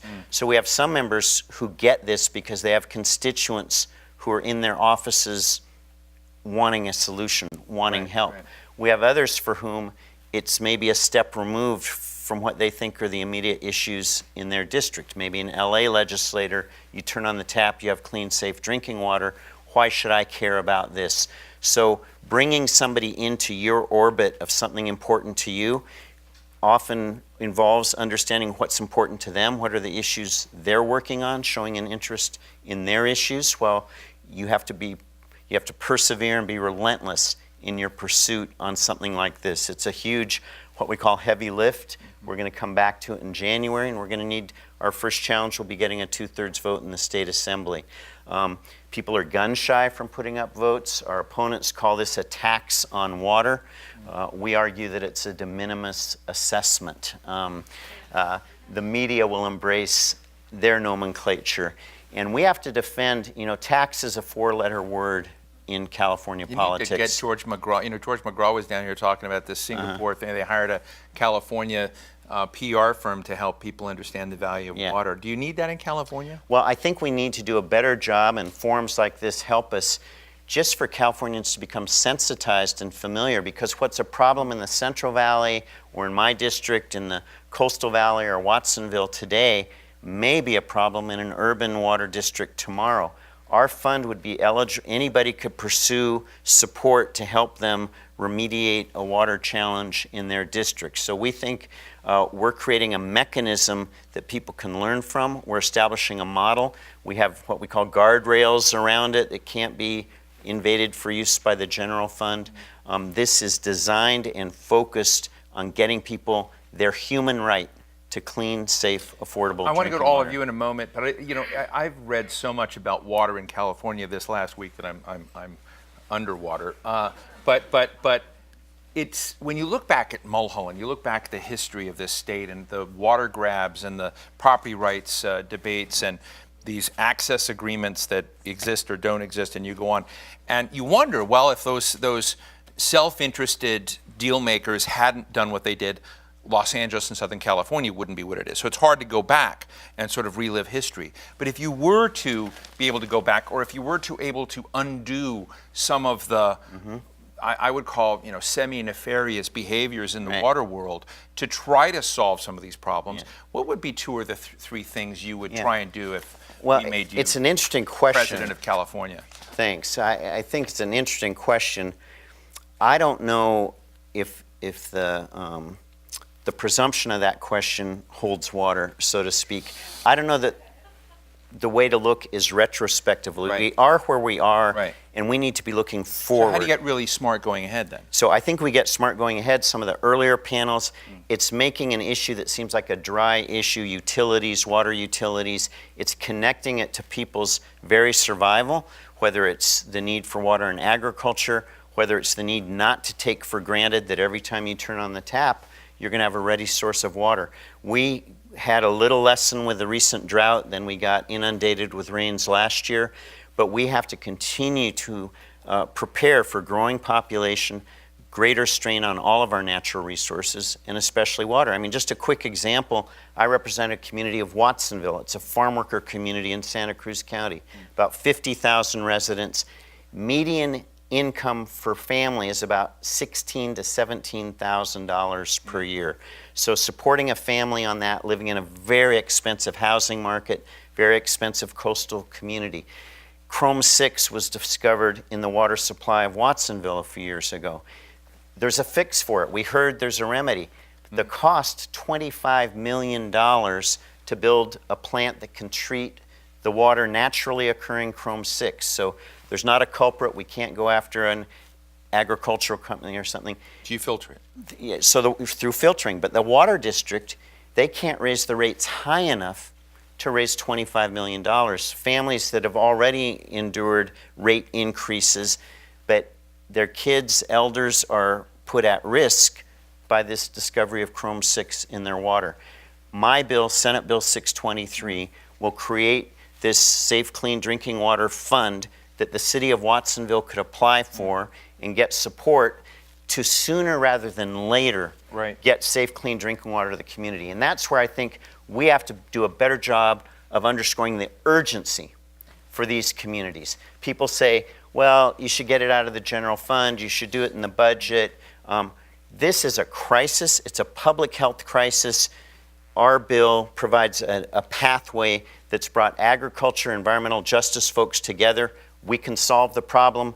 Now we need to win the political will. Fascinating. Let me go to the audience. We've got a question out here. Yes, hi. Hi, Corinne Mandelbaum, Environment Now. Thank you for your leadership, Senator. I wanted to ask you about addressing the problem of urban groundwater contamination and where public funds don't go far enough to remediate our groundwater basins. How do we get regulators to actually stop the pollution from getting into the groundwater before it gets there? Thank you. Well, it's a great question, and whether it's urban or rural, we do need to look upstream, no pun intended, but look at the cause. You know, from a public health point of view, we can treat childhood diabetes. It used to be called adult onset diabetes. Now we're seeing it in children. So we can spend more for doctors and medications, but we got to look at what's happening with diet and nutrition. And it's the same with water quality in this state. If we know there's a point source of pollution or contamination, we need to have the means to discover it early and figure out how do we remediate. Even, I just want to be clear, under our bill, even an urban water district would be eligible. Lead, I think, is not fully surfaced as a public health crisis in our water in California. I fear it's coming. It's coming. Yes, sir. Thank you. I think we can agree on the broad consensus for urgency to get safe water. but also this is partially a demonstration of failed governance at the scale of some of these small water systems.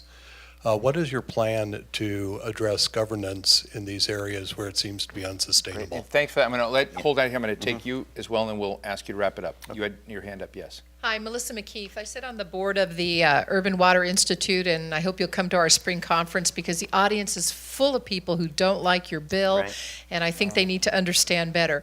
But I would also like to follow up on this governance issue in two respects. One of the highest paid jobs in government is in water agencies. They're huge fiefdoms. Everybody creates a new special district because they get a new pension.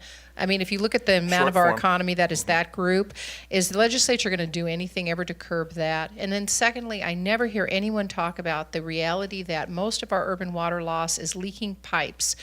Gardeners don't fix them. Why can't we have our water agencies come out and fix our infrastructure, just like the phone company and Spectrum and everyone else, because that would solve a lot of the water waste in urban areas. It would. There's a number of questions in there. I'll start here and then I'll go back over there about governance. But fixing antiquated water systems is critical. I live in an area in the Monterey Peninsula where we have a private water company purveyor. One of the big issues there is loss of water because of a lack of private utility investment repairing their infrastructure. So infrastructure writ large, whether it's our highways, our electrical system, our electrical grid, and our water system need to be front and center. Kind of tying, you piggybacked on the governance question and high salaries in some of these water districts, et cetera. What our bill does is look to disadvantaged communities where they don't have the capacity, there's not the wealth in the community. You could raise in Watsonville water bills to $1,000 a month. Those folks can't afford a water bill of $50 a month. So regardless of how the district is organized, there has to be a life preserver from outside if we're going to deal with some of these huge problems. I'm the first to acknowledge that the governance in some of these regions have been fiefdoms, et cetera. That comes through community empowerment as well. Some of our allies in this work, the Leadership Council, the Community Water Alliance, these folks are working with the grassroots, and by focusing on their own access to safe, clean drinking water, I believe it can lead to the empowerment to take control of those districts, to elect people whose primary commitment is to serving the people they represent in those districts. That won't happen overnight, but part of the problem of our democracy is maintaining its health in an environment where people feel helpless. A little tidbit for all of you in case you're on Jeopardy about Bill Monning is that before he joined the California State Senate, he worked for a group called International Physicians for the Prevention of Nuclear War. You may know it, Physicians for Social Responsibility.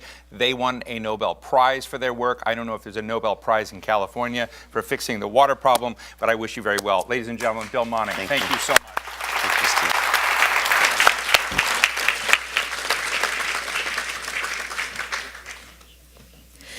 Next, our case study, From Conflict to Collaboration.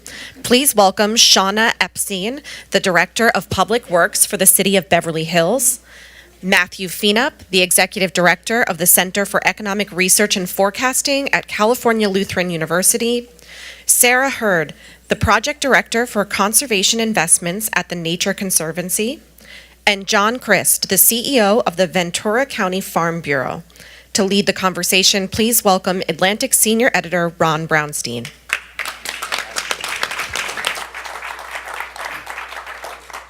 You know, the best thing about being the moderator is you always know where to sit. It's the place where you're not on anyone else's lap. That's a good rule. It's a good rule. So water often seems like the ultimate zero-sum issue where you have industrial users, agricultural users, municipal users all fighting over their share of the resource, and any gain for one is a loss for the other. You all have been part of an experiment that is a very different way of kind of looking at this, to try to build a more collaborative approach in Ventura County in the Fox Canyon Water Market Group. group. Maybe we could start by just giving the audience a sense of what this is, why it's different than the way groundwater is usually managed, and what was the initial impetus to do so. So Shauna and Matt, maybe one of you can start us off, since I think you were present at the creation. All right, yeah, so the effort in Ventura County really started as a conversation among growers. So we have a rich agricultural industry in the county, and it was growers in about the second year of the drought confronting really serious cuts to groundwater extraction. Said, what can we do to create flexibility and to support the viability of agriculture while reducing pumping? And so the idea of a cap and trade system was born in those early conversations. And then there was about 18 months of conversations building consensus in the agricultural community. And once the ag community said, we're serious about cuts, we need this flexibility, the flexibility that a market provides by moving groundwater between users, then they took it to the regulator and said, hey, what would you think about an idea like this? Shauna? So I think it really, it was part of the bigger picture of how to put together the groundwater sustainability plan. There was many committees. This was one committee of 4, and we really had to have major conversations about what were the criteria, what was important to us, like including land use, what kind of infrastructure were we willing to consider or not consider, what were the issues that some of us got imported water from Metropolitan Water District and some of us were not part of that. Could we have public, could all these trades be public? Because we're dealing with private sector and government and working together. And so all of those rules really had to be fleshed out as we were going forward. And the groundwater sustainability plan that you talked about was in response to the Sustainable Groundwater Management Act of 20. And that basically has required every basin in the state to develop a plan by 2020 for the high risk and 2022 for the others.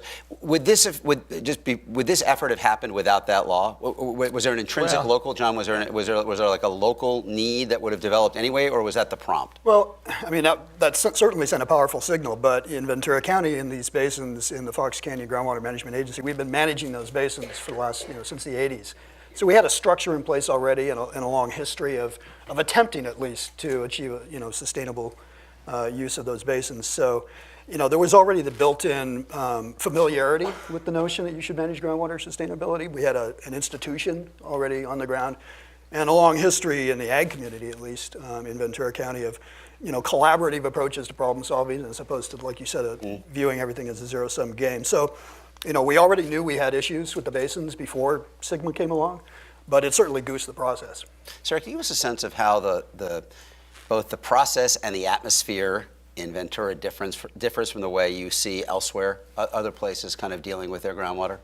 Well, we at the Nature Conservancy have been present in Ventura County for over 15 years. And one of the things that really drew us to participate in this market was the fact that they were already managing their groundwater.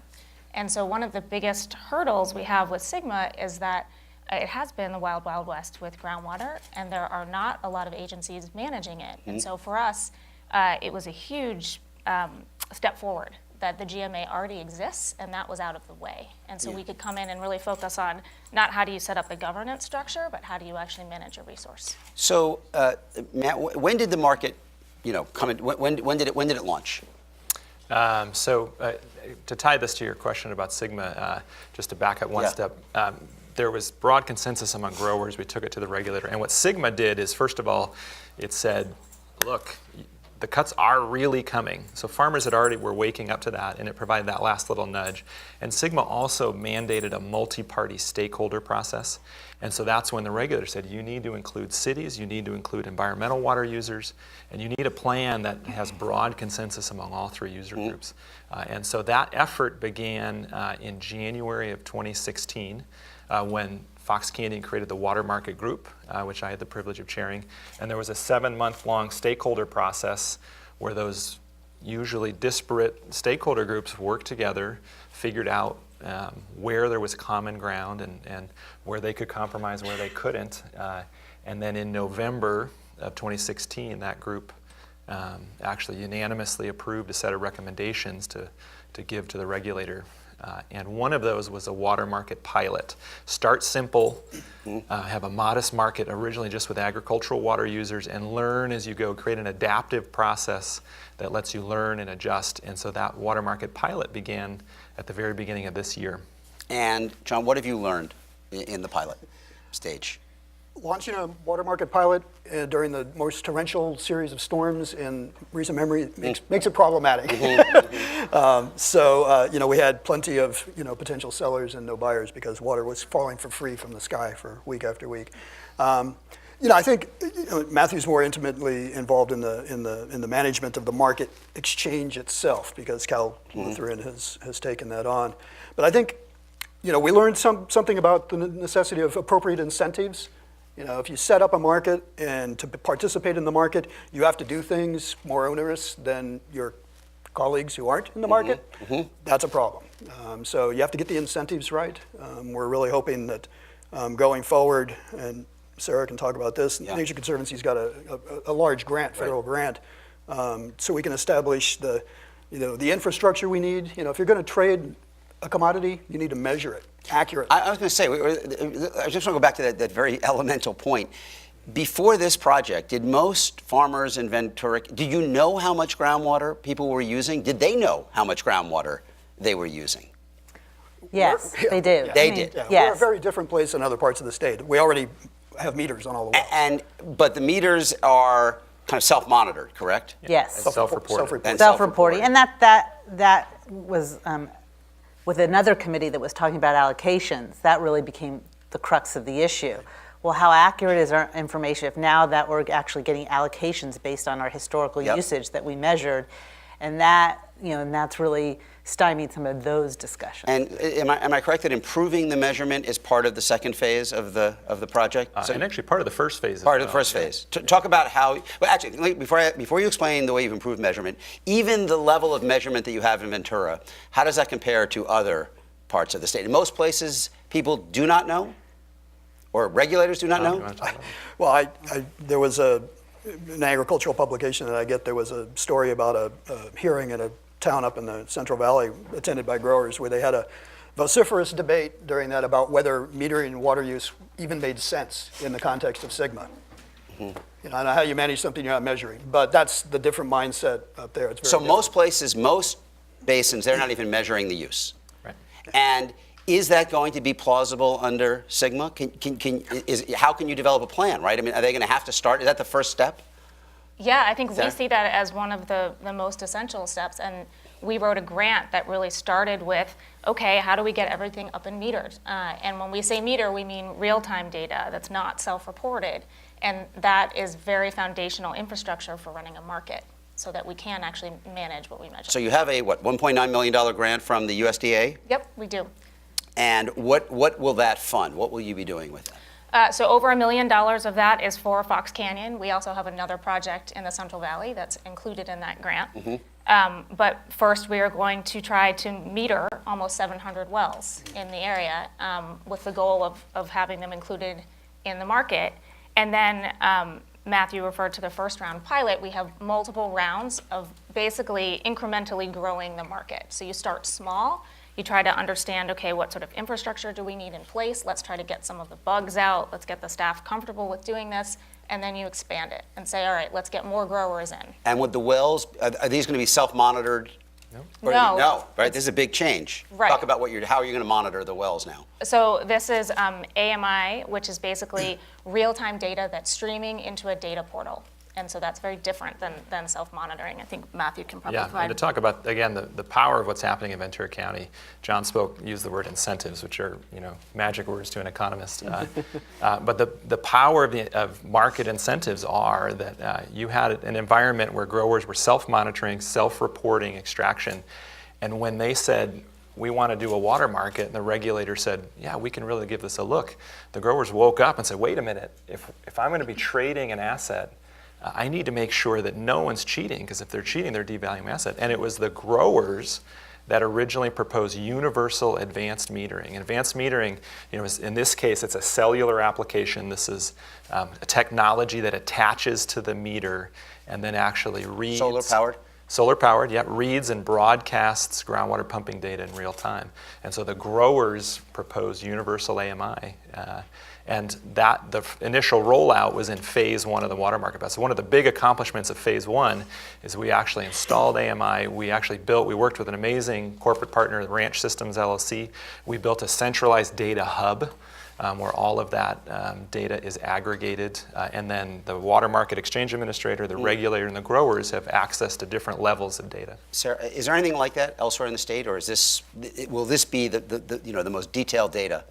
No, this is the first. This is the first. Yeah, and I think that was a real reason why we won this grant. It was seen as, okay, you have the regulatory infrastructure in place to sort of force groundwater management, and now we had a vision for how do we actually measure this so we can manage.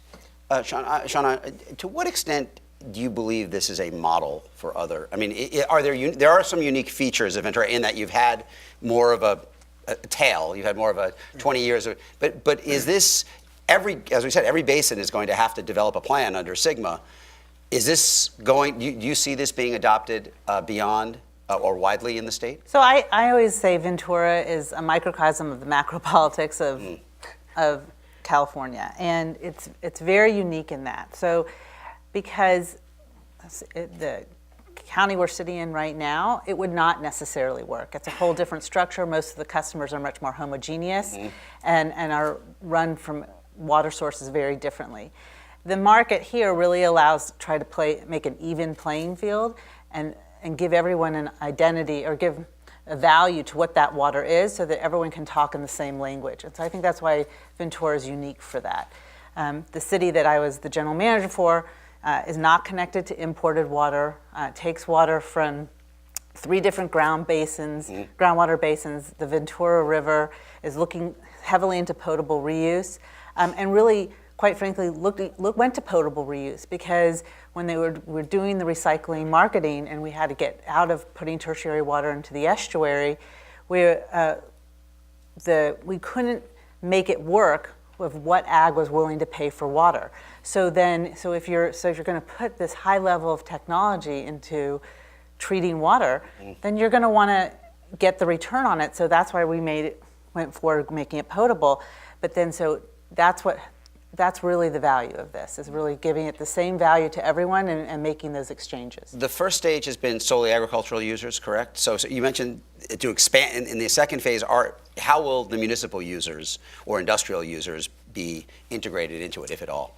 I think we're looking at that, and the goal was to start with agricultural users, particularly because this effort was really born out of growers, see what happens, and then start to make some recommendations for, if you were to grow the market, how do you have environmental users? We are an environmental user. We're also a landowner and a grower. How do you have urban users to really try to make the market more robust? Because as Shauna mentioned, the urban users have supply to contribute, and that might help alleviate some of the problems through groundwater recharge. The urban users are, in effect, a net exporter?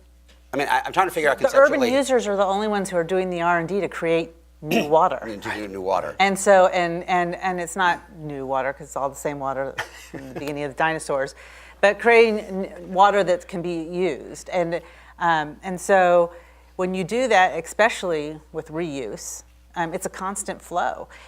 You can't turn it off. So you need a place to be able to put it into the ground and know that another extractor is not going to take your resource that you put in the ground. And so you need that balance. You need to know that people are being watched and that they're agreeing to the same rules. John, from the point of view of agriculture, what would be the issues in bringing urban users into the system? Well, there's always, this was some resistance we had to overcome initially in the grower community as well. There's this notion, oh my God, they've got tons of money, they're going to buy up all the groundwater in the market. It's like, it can't actually happen that way because everybody can sell no more than their allocation. But, I think Shauna hit on something that's really important. We're looking at some fairly draconian reductions in groundwater use, judging by what the modeling is telling us in some of our really critical basins. Groundwater accounts for 85% of the irrigation water for agriculture in Ventura County. We're almost exclusively dependent on it. And one way you can reach sustainability is through cutting demand. Another way you can reach it is by augmenting supply. And so, we're looking at projects like Ventura's, Oxnard's got one, some other smaller Regional desalters are in the works. Making that pie bigger means everybody gets a slightly bigger share. Otherwise, yeah, we're looking at potentially like 40% reductions in groundwater. But in addition to making it bigger, man, is part of the vision of the market that you will be incentivizing growers to be more efficient because then they can, I mean, is it? Absolutely. And talk about that and whether it's, what it would take for that to happen. In other words, what level of incentive do you need? So some of the technological innovations that growers are implementing, John can speak to this even more. He can think of a dozen other examples. Strawberry growers are using micro sprinklers. They're using much less water in the initial bed down phase. Raspberry growers, they're actually growing in coconut bark substrate, in pots that sit on the ground, not in the ground. And they can reduce groundwater use by 25% just by switching to substrate. And so the idea with the water market is to create incentives. So there's a real economic return on those conservation efforts. They can monetize that. And if they're able to save water, actually offer that in the market to other users. Right. Sarah, how does that, do you see that being I guess what I'm wondering is the magnitude of that lever. Is the economic incentive enough to actually change behavior in any large-scale way? Yeah, absolutely. You do. I think that's why we were so excited about joining the market. As an environmental user, we are interested in basically retiring water for nature. And so we are very much interested in incentives that are going to reduce consumptive use. So use by urban users, use by agricultural users, so that we can put some to nature. I want to bring in the audience in a minute, but I want to, as we said, every basin in the state has to develop a plan. Just about. If they're not, just about right, if they're not doing this, what are some of the other models that are emerging? Well, it seems that SGMA, is a meaningful regulatory hammer. They have to cut groundwater extraction. And so the question is, will you just be asking water users to live with those reduced allocations, or are you going to give them flexibility to actually move water between users and flexibility to actually create an economic incentive, economic return on conservation? This is fundamentally then, as you describe it, it is cap and trade for water, yes? Basically. Yeah. And are there any lessons from the cap and trade, for carbon that you see of possible pitfalls or don't over allocate don't over allocate, right? Well, you've had a version of that in terms of the part that you didn't control in terms of too much water. I mean, you need a certain amount of scarcity to make the market work. Yeah, and I think Matthew's point of the cap matters. I think we've seen other cap and trade, other groundwater markets that have failed because the cap's too high or the cap gets raised when it gets painful. And I think if you look at ARB, what they've done with California's carbon market, they spent a lot of time very thoughtfully designing their market based on how others have failed. Real quick, before I bring the audience, who sets the cap in this? Who sets the cap? Well, Fox Canyon Groundwater Management Agency. And but responding to SGMA, which is what? So does the state given you a glide path of what you're? No. Yeah. So the genius or infernal characteristic of SGMA, depending on your perspective, is it delegates all responsibility for this to the local entities. The state only steps in if they screw it up. So, does the state tell the local entity what is your total allocation? No. They just set the rules that you have to operate under as you develop your sustainability plan. It's going to be based on locally generated data, local analysis, and all that. Well, but the definition is sustainable yield, and there's a definition of what sustainable yield is, and you have to get there by 2040. And so if you don't get there by 2040, with whatever great plans you came up with, then the state steps in. Then they step in. All right, let's step in the audience here. Do we have any? We have a question over there, yes. Sorry. Erin Tannenbaum with the Southern California Leadership Network, and have worked with Matthew and John both before, so thank you both for coming to speak to our fellows. And I might have missed this. So with cap and trade, there's a component, obviously, that money goes to under-resourced, low-income areas to address air pollution.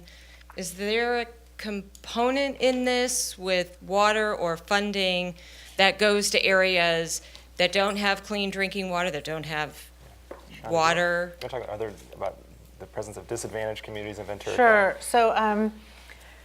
So the urban areas have definitely have to address with our rates and everything else of how to provide affordable water, and so Ventura is that, and we have we do have some disadvantaged areas inside the city of Ventura, but the rates have been kept at a very reasonable place.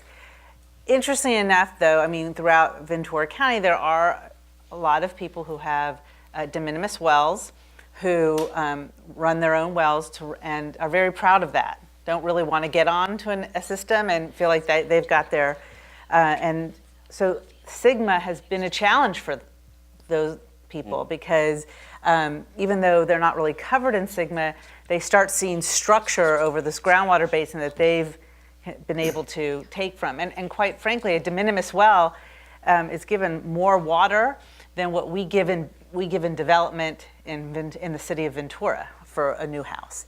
So that's part of how that's being handled. But Can I ask a final question? And maybe start with Sarah, and anybody else can chime in real quick. How will you define success? Will success be just more people participating in the market? Will it be the price of water going up? Will it be usage going down? What will define success in the implementation of this grant? I think for us, success will be the first groundwater market that's been designed that benefits nature, agriculture, and urban users. And what's the metric of that, though? What is the metric of that? It's functioning, it's up and running. There are trades, environmental users can buy it, we can sell it. You're seeing more efficiency with agricultural producers. You're seeing investments in groundwater recharge on the behalf of urban users. Matt? Well, I want to call out the success we've already enjoyed because it's worth taking stock of. You're sitting here with someone representing the ag industry, environmental water users, and municipal water users. And so in some sense... And nothing's been thrown. We got that out of You should read his newsletters, though. But the point is, we already have created an environment, again, through market incentives, where you actually have all three stakeholder groups working together on a collaborative solution. And that's amazing already. For me, success is, 20 years from now, we haven't had to fallow 40% of the most fertile agricultural land in the country. Yeah. And what will get you there? Does that mean that there's going to be less usage? I mean, ultimately? There ultimately will be, but that'll be done through a system that's flexible and fair and allows maximum, accords maximum power to the users. 20 years, we'll come back, we'll do it again. All right. Listen, thank you very much, Jeremy, and thank you to this terrific panel. I'm back. Please stay with us for just one final minute. First, thanks to Ron and everybody on that panel. That was a great conversation. And also thanks to Steve Clemens and Alex Cohen and all of our speakers this morning. I'm a focus group of one, but I have to say that I personally have learned a lot. Special thanks again to Nestle Waters North America for making today possible. And mostly thanks to all of you for being here, for taking time to be with us today, and for giving us such great thoughts and just being in the audience and helping us think through these important issues. One last request before you leave. You'll get an email from the Atlantic Events team asking you to fill out a survey, or likewise, there are copies of the survey here in the lobby as you leave. Please do take a moment to fill it out. We really do value your opinions and feedback so we can make future events even better. That's all. Thank you again. Have a great afternoon. Thank you.